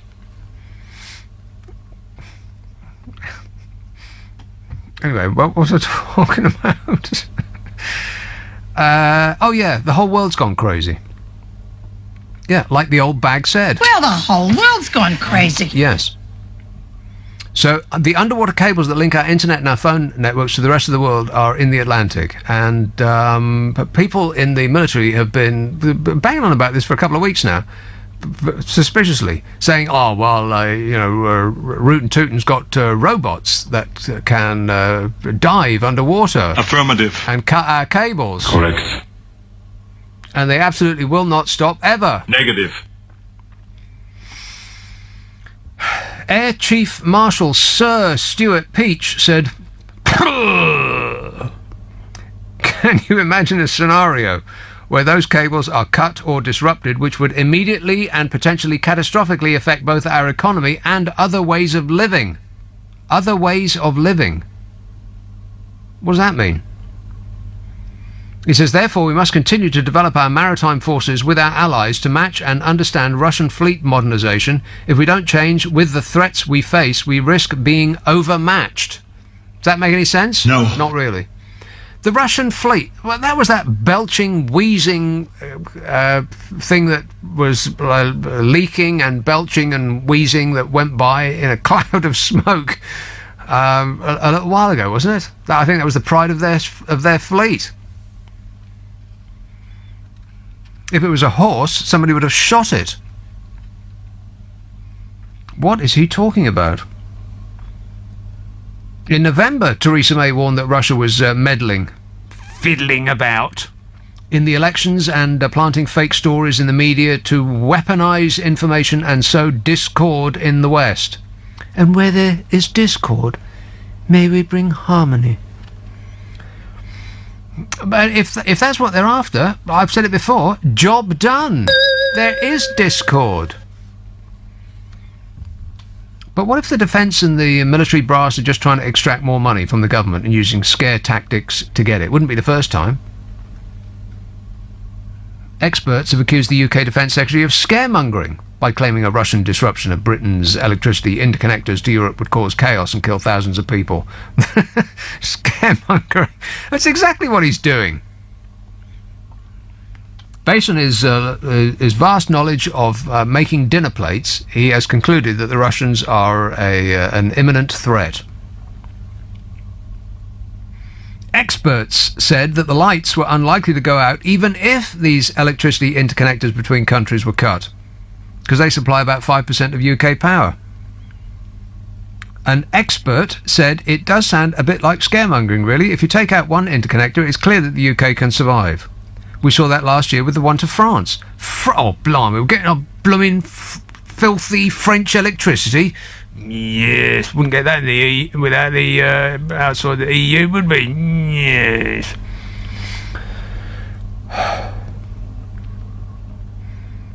This is a fellow called Jonathan Marshall, an energy analyst at the ECIU think tank. Oh, I can only dream of being invited to think in a tank. It must be marvellous. He said, even if all 4 power lines that squirt electricity up this country from others were disrupted simultaneously, it's unlikely that supplies to homes would be affected. He says there's more than enough capacity in the UK, so don't be alarmed, because an expert said that there's nothing to be concerned about. So everybody immediately started freaking out because he was an expert in possession of facts, and so no one was remotely interested in anything he had to say. Because that is the Donald Trump alternative reality that we're living in now. Whatever you want to believe instantly becomes a fact if you say it out loud. Or if the tiny little voice in your head says it. And besides any of that, why do we still think we're so important that Russia has designs on our failure? It's not the word I'm reaching for, but it'll have to do in an emergency. Belgium isn't freaking out about the Russians. Spain isn't battening down the hatches. Australia isn't freaking out about the pernicious influence of Vlad the Insaner. When will we finally admit that the glory days are over? We ruled the waves and the world once, but all empires decline and fall apart. What we are now is a pleasant, green and somewhat damp offshore tax avoidance facility with a sideline in weapons of mass destruction that we'll ethically sell to anyone that can afford them. That's what we do for a living now. We're not ruling the waves anymore. The map's not coloured pink. And those big weapons that we cling to so desperately, by the way, nuclear weapons, are completely useless. I mean, even if that scenario that the Defence Secretary described in such hyperbolic terms, even if the Russians were to cut our electricity and our internet and all of the rest of that good stuff, what use is a nuclear weapon in the face of that? Well, we're going to we're going to kill millions of people in Moscow because we can't watch YouTube anymore? You can't combat that with nuclear weapons. It's like we're always fighting the last war. So if Russia is the great enemy, who are those weapons that we're spending £200 billion on actually for? No one knows. But it makes us one of the big boys. And we get to strut about in the big boys club. And it gives the leader of the country strutting around status. And we can act the big I am. Never mind that we're all broke and up to our eyeballs in debt. We want the tough guy toys. And we don't care how much we have to sacrifice to keep them. And just remember that next time the NHS calls you up and says, you know that operation that you've been waiting 8 months for? Well, guess what? One of a bloke in Chelsea called Steve. Steve. Nick, why would the Russians want to invade us? I've no idea. Well, we've got all their money. Yeah, there is that, yeah. London is full of Russian money. Mm-hmm. And also their properties are here. Yeah, they bought everything that the Qataris haven't bought, which is everything. Yeah. So, you know, if they come in here, guns blazing, they're going to break their own windows, aren't they? Yeah, exactly. Their own bulletproof reinforced windows. And if they cut off our electricity, the French are going to get very annoyed. Well, yes. Because that's where we get our electricity from. And, you know, I think two pipes come from France, and, well, we just bought a shipload of liquid natural gas from the Russians. Has that arrived yet? Because they were going to use an icebreaker boat to send it to us because we were running out. Warning! The levels were low, and we were in great need to get liquid natural gas squirted up our. Well, if they invade us, we just won't pay them. And then if they do anything to our water, yes, I think the Germans would be a bit upset, won't they? Why? The Germans own our water. I think they own part of our water. Oh my God! Is there of our roads as well? Is there anything that we actually still own in this country? No. Well, Queen's German. People. if they come here, they're going to upset a lot of people from other countries. I don't know why they're talking about this. It just seems absolutely ridiculous. The Russians aren't going to do anything overt. They're doing excellently well by just by covering us in propaganda from troll farms based in Russia. They don't have to attack us. They just have to get us to attack each other. Well, if the idea is to bomb us back to the 1950s, we're already on our way. There'll be nothing left. Well, see, now you're talking about the good old days, the 1950s, when there was still buildings bombed out and the dead were piling up in the streets. If we could take us back to the 1940s, when bombs were actually falling from the sky and there was no food in the shops. Oh, well, now you're talking. Those were the good old days. They.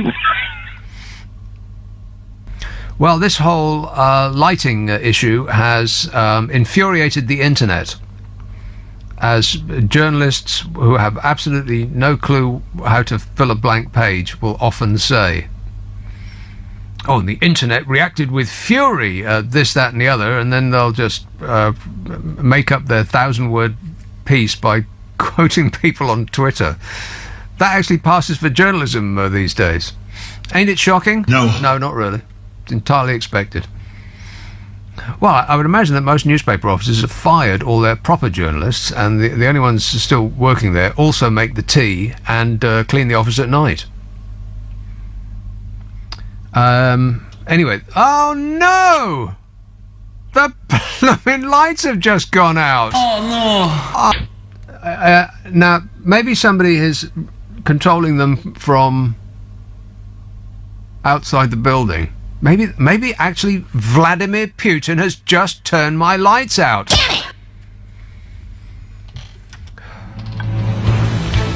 So we must react with fury, and we must react quickly and with overwhelming force. Who's with me?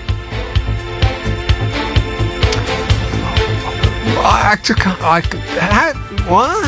2 hours I've been sitting stock still. I haven't moved a muscle in presenting this super show, and the lights have stayed on throughout, and they go off now at midnight.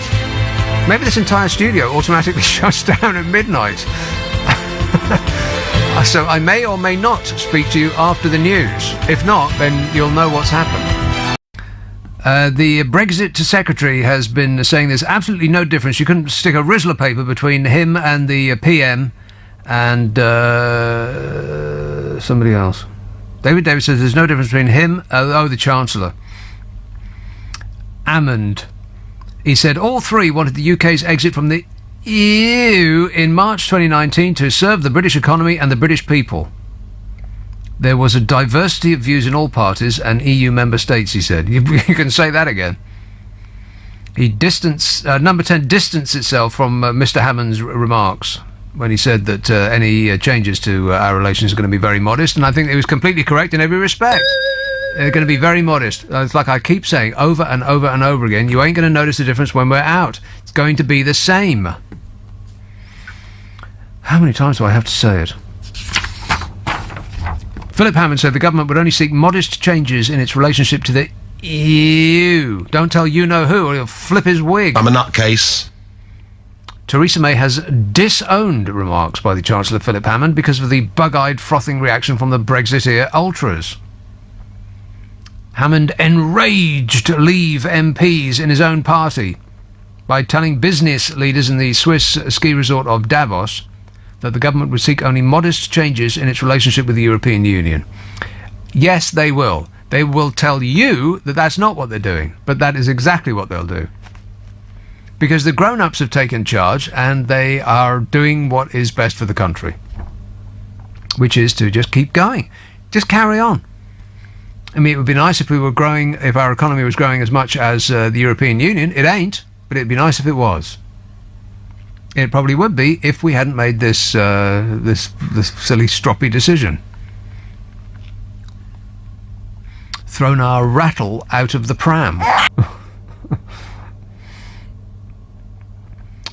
Hammond enraged MPs in his own party, saying that we would only seek modest changes in our relationship with the European Union. And like I've said, over and over and over again, you won't notice the difference.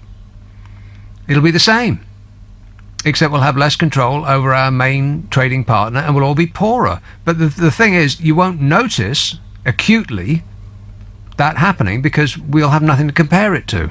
There won't be an identical country that stays in the EU that we can say, oh, well, see, they're all earning a bit more money and the food's cheaper. Britain will still be the same. It will be the same. We'll just have to go through a lot of pain that we wouldn't have to otherwise. But we won't notice it because we'll have nothing to compare it to. And I've said that over and over and over again. Why doesn't anyone listen to me? Philip Hammond quite reasonably said, instead of doing what we're normally doing in the trade negotiations, taking two divergent economies with low levels of trade and trying to bring them closer together to enhance that trade, which is what normally happens when you're engaging in trade negotiations. She said, we're taking two completely interconnected and aligned economies with high levels of trade between them and selectively moving them, hopefully, very modestly apart. And by modestly, I would imagine he means not at all.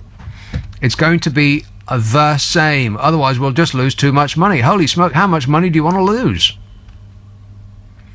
And, of course, pro-Brexit MPs in Westminster reacted furiously, spitting their Dover soul across the tablecloth. Pro-Brexit MPs reacted furiously. Of course they did. Fury is their default position. And Mrs M is said to be reeling because she had to distance herself from her own Chancellor and she had to distance herself from Boris Johnson after his NHS funding stunt earlier this week.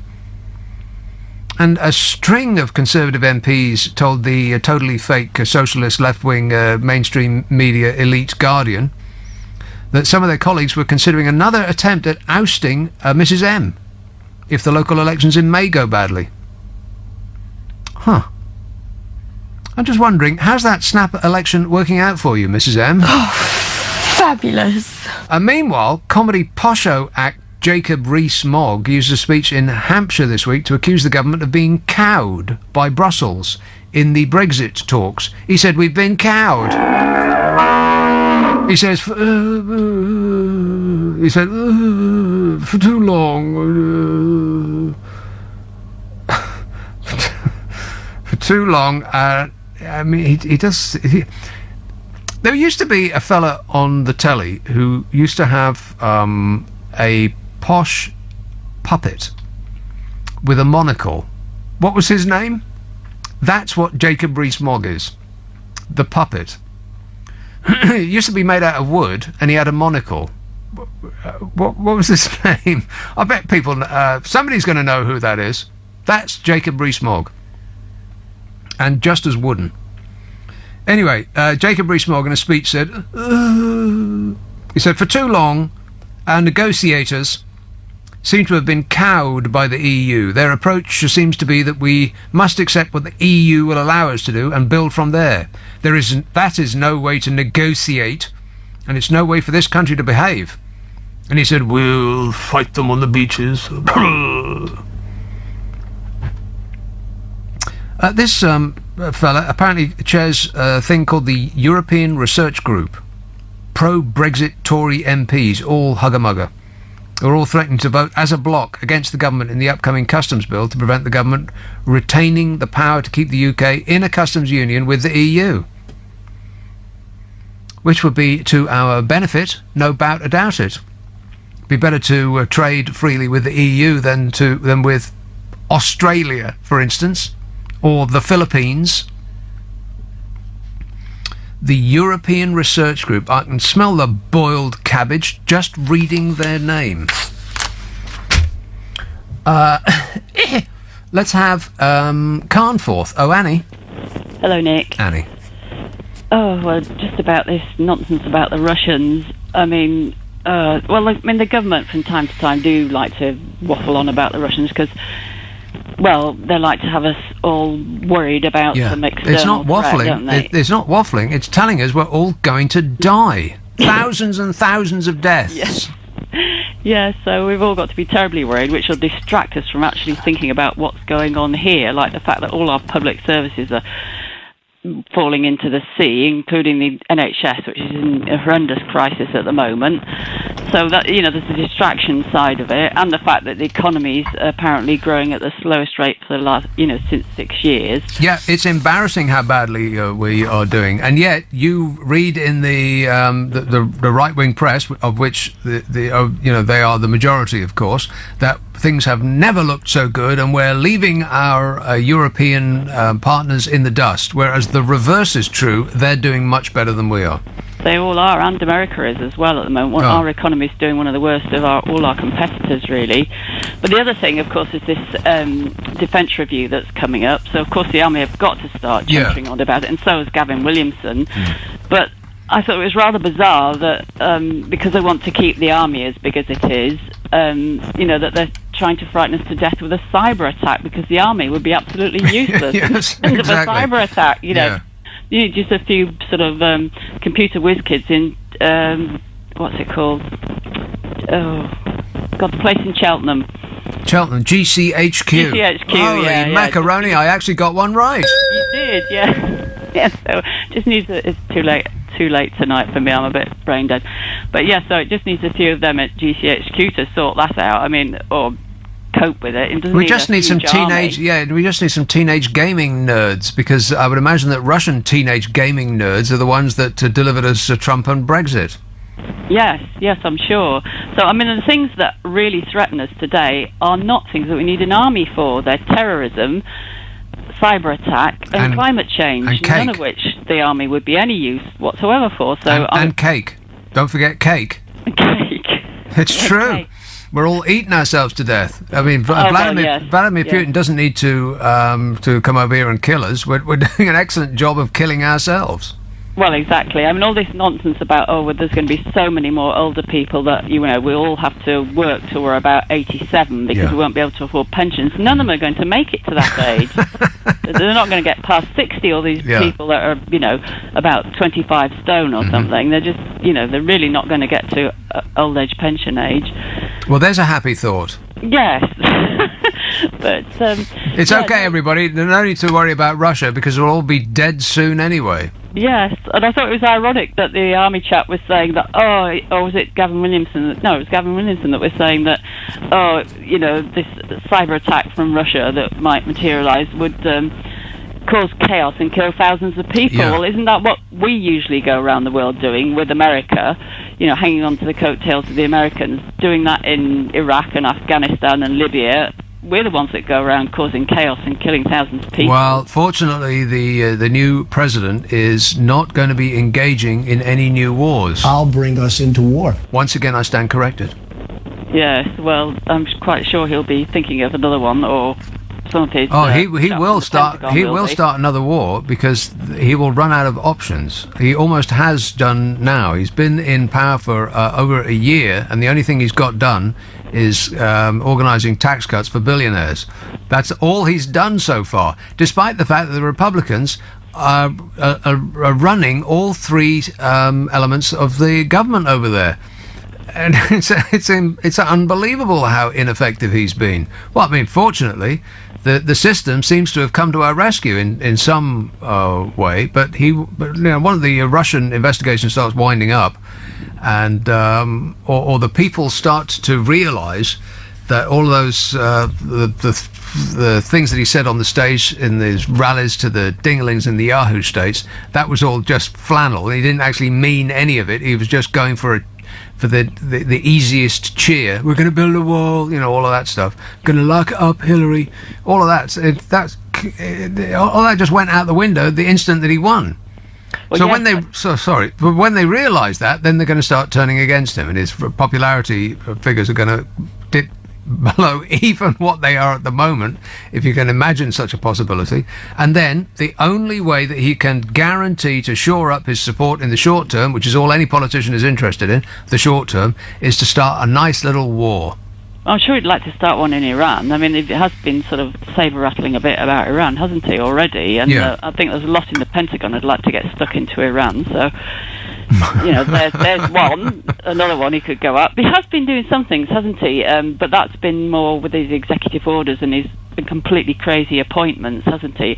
Like, trashing all their environmental protection and all that kind of thing, and workers' rights and this, that, and the other. He's been sneakily going around doing. Well, under the disguise of being an ape throwing around his poop, essentially. It's all distraction techniques. So he's either incredibly stupid or incredibly smart, or a bit evil and incredibly stupid. I don't know which one it is. Yeah, I'm not sure which. It could be, a bit. I think he's stupid in some ways, but he's very cunning. I mean, I always thought that about George Bush, really, that he's pretty stupid in lots of ways, because, and he's got, he went to Harvard, and so, Well, I think that going to Harvard is very much dependent on how rich your parents are, not necessarily how bright you are as a person. Oh, definitely. Absolutely. That took forever. I pressed that last week, it seemed, and it took forever to play that effect. Well, there's a great couple of lines in the B.B. King song about that. You can lead a horse to water, but you can't make him drink. You can send a kid to college, but you can't make him think. And definitely George Bush is a prime example of that. You could send him to anywhere, and in George W's defence, he used to be the benchmark of stupidity as far as leaders of major countries go. But Donald Trump has limboed right under that benchmark. Well, George Bush seems positively erudite compared to Trump, doesn't he? Really, he seems presidential compared to Donald Trump. I can be more presidential than anybody. Even adult. Than anybody. All 6 billion people on Earth cannot be more presidential than me, says Donald Trump. Grown up. George Bush, just seems grown up, doesn't he? Yeah. Compared to Trump. Exactly. But then seems like a thinker. Sorry, what did you say? Oh, you'll have to listen back to the podcast. Charlie says, many people have been correcting me about the name of that dummy puppet that was obviously the inspiration for Jacob Rees-Mogg. Charlie says the posh puppet you're trying to remember was Lord Charles, who was worked by ventriloquist Ray Allen. Ray Allen later went on to work with Titch and Quackers the duck, both of whom made a lot more sense than Jacob Rees-Mogg. Happy to help. And thanks to everybody else who was kind enough to set me straight. Oxford, hello, Dean. Hello there. I was just going to say Lord Charles. But there yes. We go. Basically, it's about Putin and the lights and all that. First off, your show is absolutely fabulous. You make me laugh. Oh, thanks, and Dean. it's serious as well, Well, a little bit. Every now and again, I mistakenly say something that's correct. Things you add on, your cow and things. But I'd like to say, first off, is that our few little nuclear weapons are going to make no difference to the world order whatsoever. Well, we've got quite a lot of them. Well, yeah, but they're not going to. We've only got 2 submarines that can fire them at the moment. So I don't think they're all. We can have a lot of them. Yeah, but they've got to keep coming back and getting more because there's only so much they can carry. It's a joke. For the money spent on it, it's a joke. And at the end of the day, we're never going to use it. No, we're never going to use it. It's not a deterrent. It isn't. Because if it was a deterrent, the Falkland Islands would never happen, would it? The thing is, it's not a deterrent because the only scenario in which they could be used is if somebody fired on us first. Who would want to obliterate a tiny little island off the coast of Europe? What for? Obviously the Russians don't, because all their money and houses are here. Yes. The only place is Donald Trump, I suppose. You might want to blow us out of the water for some reason. Reneging on a trade deal or something like that, The only scenario I can think of is if a terrorist got hold of a nuclear weapon. They wouldn't fire it here on a rocket because I would guess that they wouldn't have the ability to do that. So they'll just FedEx it, or other postal services are available. They'll put it in one of those shipping containers, and they'll just put care of the British government on the side of it, and it'll blow up in Dover or wherever. Yeah. But, that's the only time even then, I can't see it being used, you know. Even in that scenario, we still wouldn't be able to fire a weapon back, because who would we be firing at? Say there were terrorists in Pakistan, for instance. Just, pick a country at random. We wouldn't be able to fire on Pakistan because it wasn't the Pakistani people that did it. It was just a bunch of terrorists who did it. So our weapon would be useless in that regard. And the only way that I can think that an actual state would fire nuclear weapons on us is if the person who was running that state was insane. Which means that the weapons wouldn't be a deterrent anyway. Because the person's insane. He or she, let's not be sexist. Women are just as crazy and intemperate as men are. Let's not kid ourselves. It could be a she. If they're actually insane, then they're not going to be deterred by any consequence of their actions because they're not thinking straight. So it wouldn't be a deterrent in that regard either. So there is no scenario that we would actually use them, or that they would actually be a deterrent. So what are they for? Giving us so that we can strut about in the world stage, giving it the big I am. I mean, I know that sounds like schoolyard stuff. There's got to be a better word than stuff, but it sounds like schoolyard stuff, don't it? Yes, it does.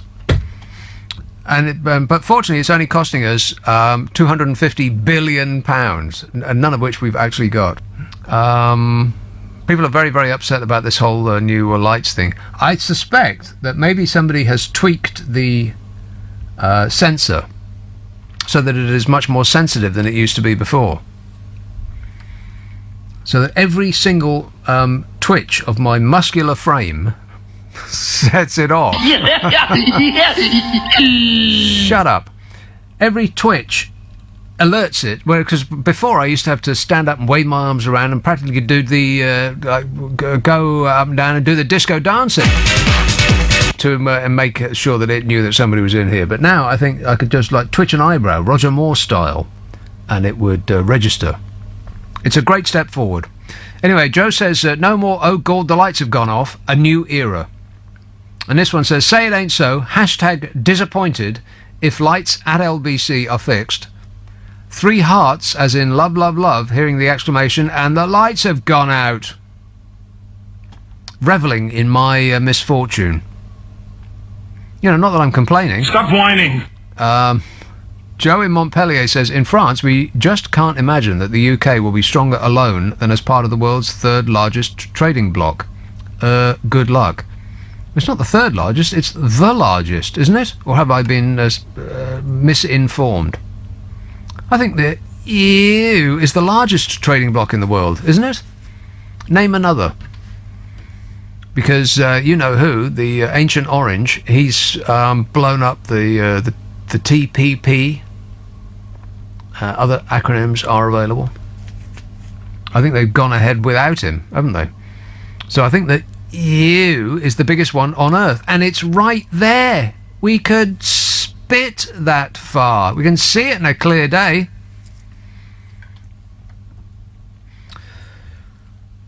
Tony says, before the referendum, Brexiteers said Europe needs us more than we need more than we need them. And they just kept saying that over and over again, and hoping that if they repeat it often enough, that people will start to believe it. And they did.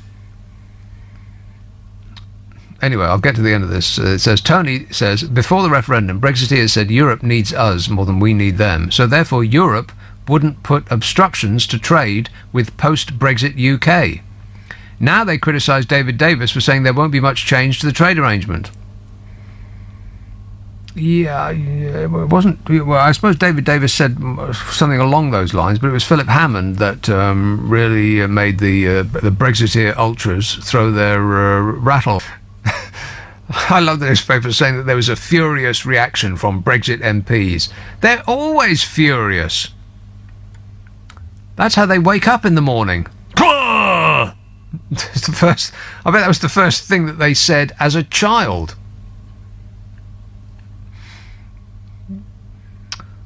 Jason said the economy picked up marginally, but we are still in the EU and reaping the benefits of the single market and trade without tariffs. What I want to know is how much these deals with the US and others are going to cost.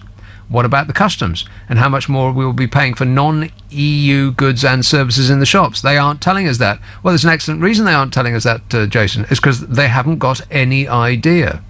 But it's going to be worse than what we would have otherwise. I mean, it's already worse. The annual growth rate by country, we are right down at the bottom of the list. And this is reported in the Brexiteer ultra right-wing press as we're doing fantastically well. That the Ramonas were lying and it was Project Fear and all that old guff they keep coming out with, suggesting that because this country isn't on fire and has a closed sign on the cliffs of Dover, that we were being lied to. That the economy was going to suffer. The economy has suffered. We all have. But you know, truth went out the window along with IQ and sanity in equal measure. Now I'm tapping this fellow in Nottingley, but he's not appearing in the little green box, which means I cannot speak to him. I bet you can do something about that, my glamorous assistant. We need to get a woman in. Any luck? No, you have to put your fade in. Oh, I see. It's my fault. It's yeah, it is. I'm sorry. Oh, there it you is. go. Oh, look at that. Shut up.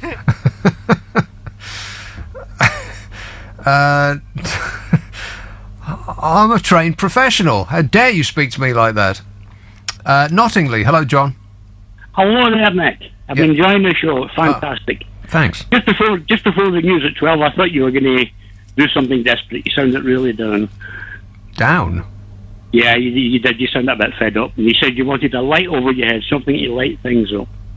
Yes. And I've got just a thing for you. Oh. A luminous Brexit advent calendar. Every home should have one. A luminous Brexit advent calendar. Yeah. Counting down to the March. Big day. Right. Yeah. A lot of boxes. You can open one each day, and there'll be a picture of your favourite Brexiteer smiling. Oh, smiling. Or picture of a food bank. One day, then the next day, a picture of a nuclear submarine, just to keep things in perspective. Yeah, too much blooming perspective. Let's go back to pictures of Jacob Rees-Mogg. Not smiling, though. He would have to look furious. You know, I don't know what it looks like. I don't have a TV. I don't buy newspapers. Fists? What? Where'd you get your information, John? LBC. Ah. That is why you are so well informed.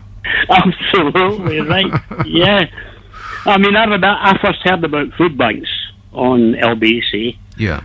And I rang the Ministry of Defence asking, why are there still U-boats attacking Britain, sinking tankers bringing food in?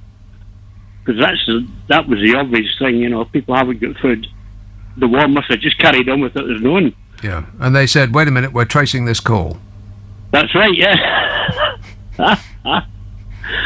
Oh, goodness me. Well, I do like that idea. A luminous the thing is, Nick, Brexit advent when your calendar. light goes out, luminous Brexit advent calendar, you see. Right. You won't miss out at all. Oh, I see. That's positive thinking on your part. Excellent work. It is. As soon as anything else flits across your mind, John, I want you to let me know straight away. Promise me you'll do that. Just one other thing. Can you remember Professor Stanley Unwin? Yes, the fellow that talked funny. He did talk very funny, yeah. Oh, that's it? Just a waltz down memory lane. Okay, thanks a lot, John. Yeah, Stanley Unwin. He was the fellow that... I can hear him say things, but I can't actually put into words what it is that he used to say. It was a unique verbiage. Langley. Oh, Dion. Yes, hello, Nick. Hello, Dion. Oh, all right, mate. How you doing? All right? Yeah, all right. I don't know, mate. It's my birthday today. What? My birthday today. Your birthday today. Wow. No one cares. No, they don't. Neither do I. I did it yesterday. I got comfortably numb. Did you? Yeah, it was all right. Yeah. Comfortably numb, eh? Rock and roll. Just a little pinprick. I didn't go that far. No, I didn't mean that. I know you didn't. Just a little pinprick. That'll keep you going for the show. I know, I like it when you did it. I was saying to you, I heard Dave Gilmour and David Bowie, and I thought it was great you done the David Bowie singing it. Oh, no, that was me doing Roger Waters. Bowie. No, that was Waters. Oh, right. That's because he sings that part, doesn't he? Oh, he does, Keep yeah. you going for the show. Come on, it's time to go. Yeah. I don't know, I was listening to it the other day as well. I actually put all of Dark Side of the Moon on.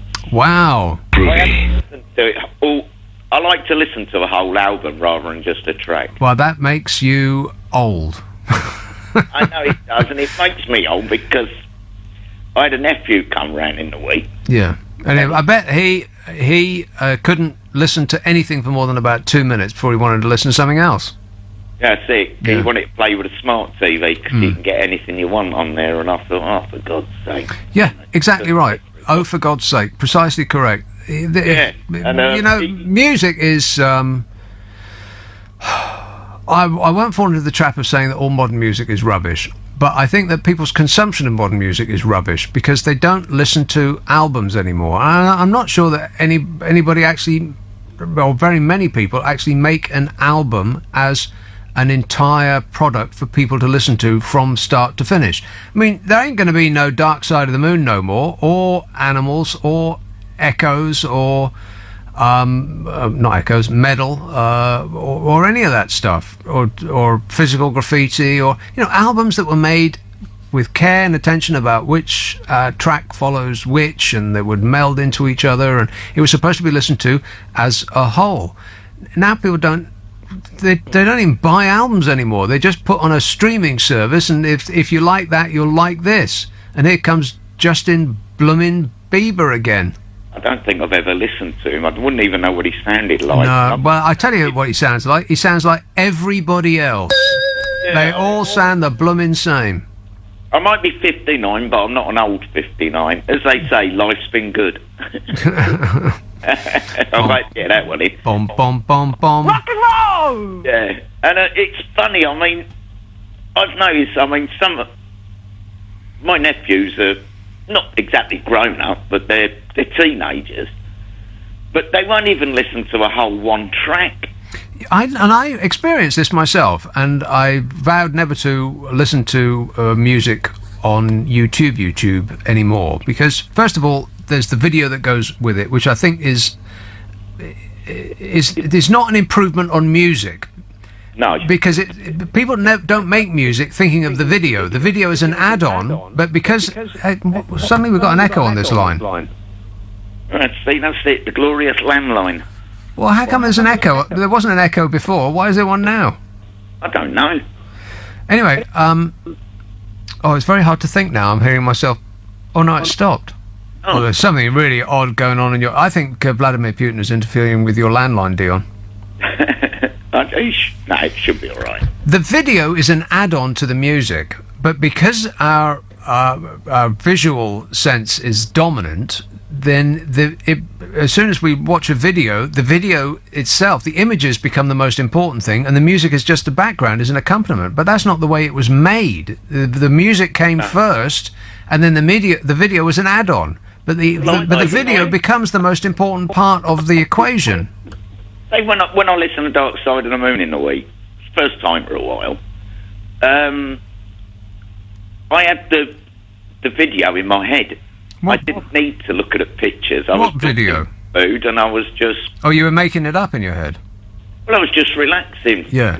Oh, I bet you were. Yowza. Mm-hmm. Yeah, I know. Yeah, and it's just I was thinking while I was listening to it and thought, oh, this is brilliant, But there we go. Anyway, you listen to Andy Williams, you said last week.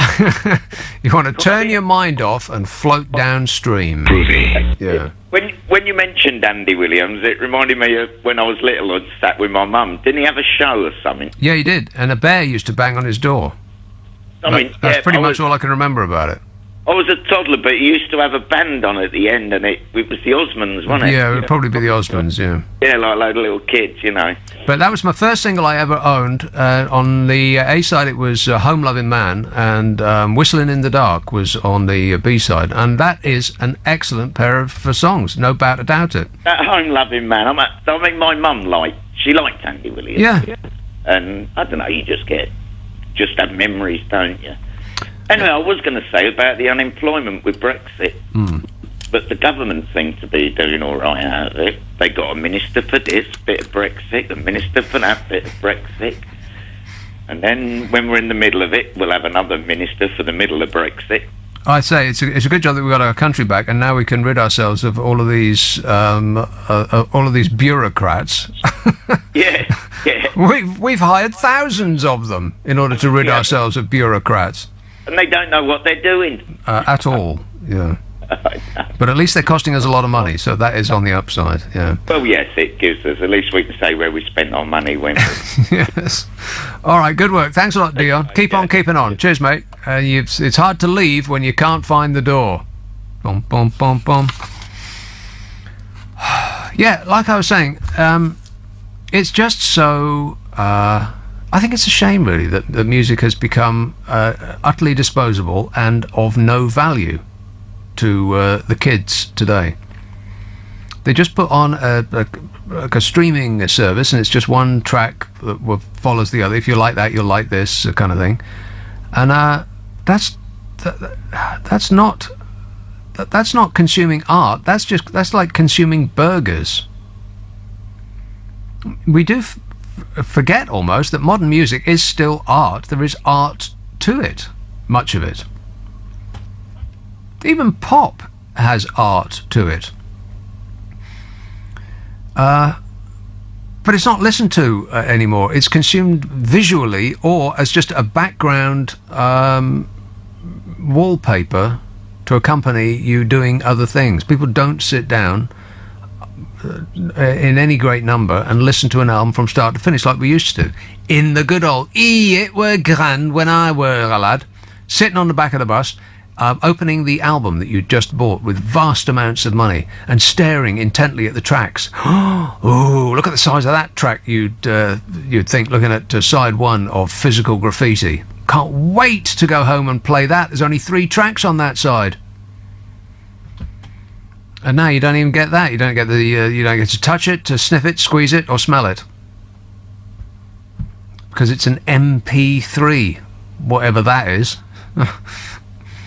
And so there is no art to it anymore. It's been drained of its art. I think it's a shame. And watching or listening to tracks on YouTube is so unsatisfactory, because I mean, I did this a while ago. I've mentioned this before. And I must have spent hours just flitting from one track to the next without letting any of them actually finish, because there was a whole page of other things that say, if you like that, you'll like this. And so instead of paying attention to what was playing, I was paying attention to what I could play next. And it was deeply unsatisfactory. I hated it. So, in one sense, the kids have the best of all worlds, really. They don't have to wait till Dark Side of the Moon comes out, or till its follow-up is released, or the one after that. They don't have to start at the very beginning of the Led Zepp catalogue, or any of the other possibilities. They don't have to wait. They don't have to wait through supergroups till punk comes out, because it's all available right now. But I don't think that they'll get... Well, I know that they won't get the excitement that came with listening to that stuff the first time around. And as for the excitement of what is out there at the moment, well, you know, there's some good tunes. There always will be. But there is no movement. Used to happen once every 10 years. You could set your watch by it. There would be a movement, a youth movement, where people of similar tastes and likes and looks would coalesce. 57 was the, rock and roll, by which I mean... Rock and roll! And then 67 was the drippy hippies. Groovy. And then 77 was punk rock. Disgusting. And hip-hop and disco all at the same time. It was a collision in 1977, probably the best year for music in history. And I'll brook no argument about that. And then in 87, I guess 87 was everybody on one going mental. And after that, nothing. Since 87, nothing. Isn't that terrible? So there was nothing in 97, as far as I can remember. There was nothing in 07, and there's nothing in 17. I'm very disappointed with the kids.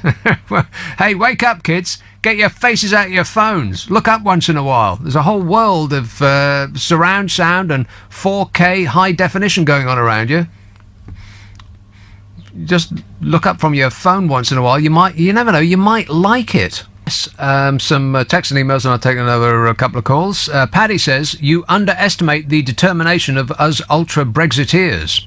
I don't care if the country bursts into flames, rolls over and sinks into the North Sea. My vote is still leave. Daniel says, I think the demise of people's IQ is down to the unsocial media and generally staring numbingly into their phones. He says, I think it might be melting their minds. Yes, that'll be the brown stuff that leaks out of your ears. It's your mind.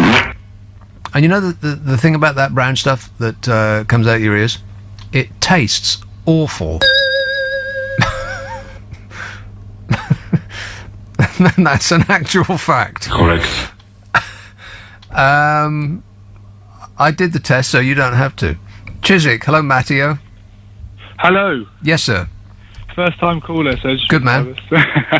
I just wanted to talk about trap music. I don't know if you've heard the phrase or come across trap music. It's trap. It's essentially it's a new wave of music that's come from America. It's essentially, I just wanted to sort of see if you've ever heard about it and let's discuss it. I've heard of rap music. Yeah. Well, yeah, it's similar to rap, just a bit more modern and sort of jumpy, and it's pretty talentless in my opinion. And I was just, I have no idea what you're talking about. Well, I just thought because one of your previous callers was talking about Pink Floyd, and, bands like that, and I just thought that when music back then was more about talent, it was more heartfelt, it had more sort of meaning behind it, whereas these days there's not really a conceptual meaning, it's just noise, and you just take it on face value rather than actually go into the music deeply with the lyricism and stuff like that. Yeah, you sound way too young to be this cynical.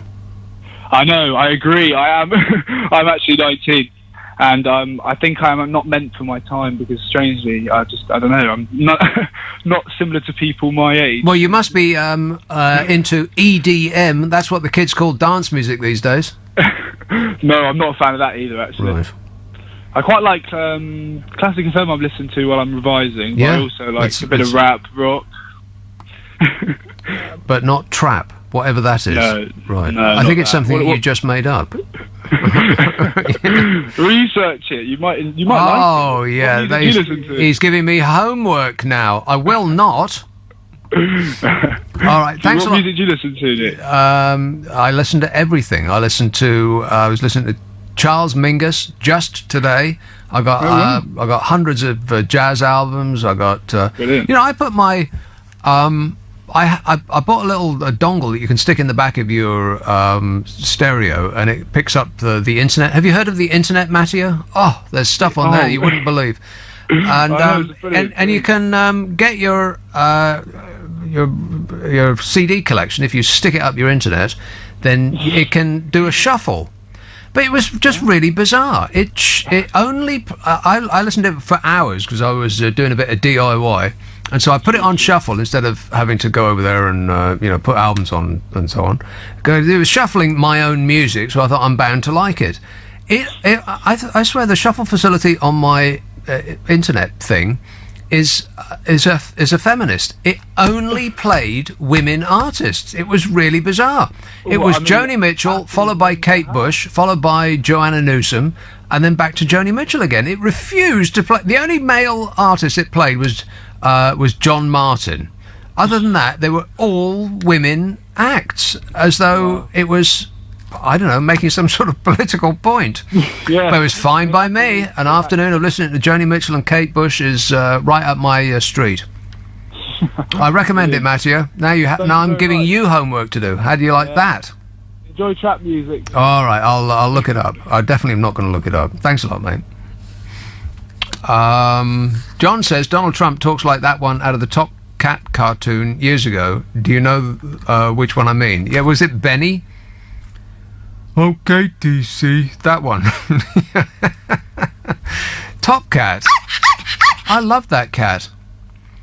Marissa says video killed the radio star, as the Buggles once sung. That's you. It is not. John says the Pet Shop Boys still put out full album concept albums. Oh, the Pet Shop Boys. They're fantastic. Boring. Ugh. And I mean that most sincerely. I really do.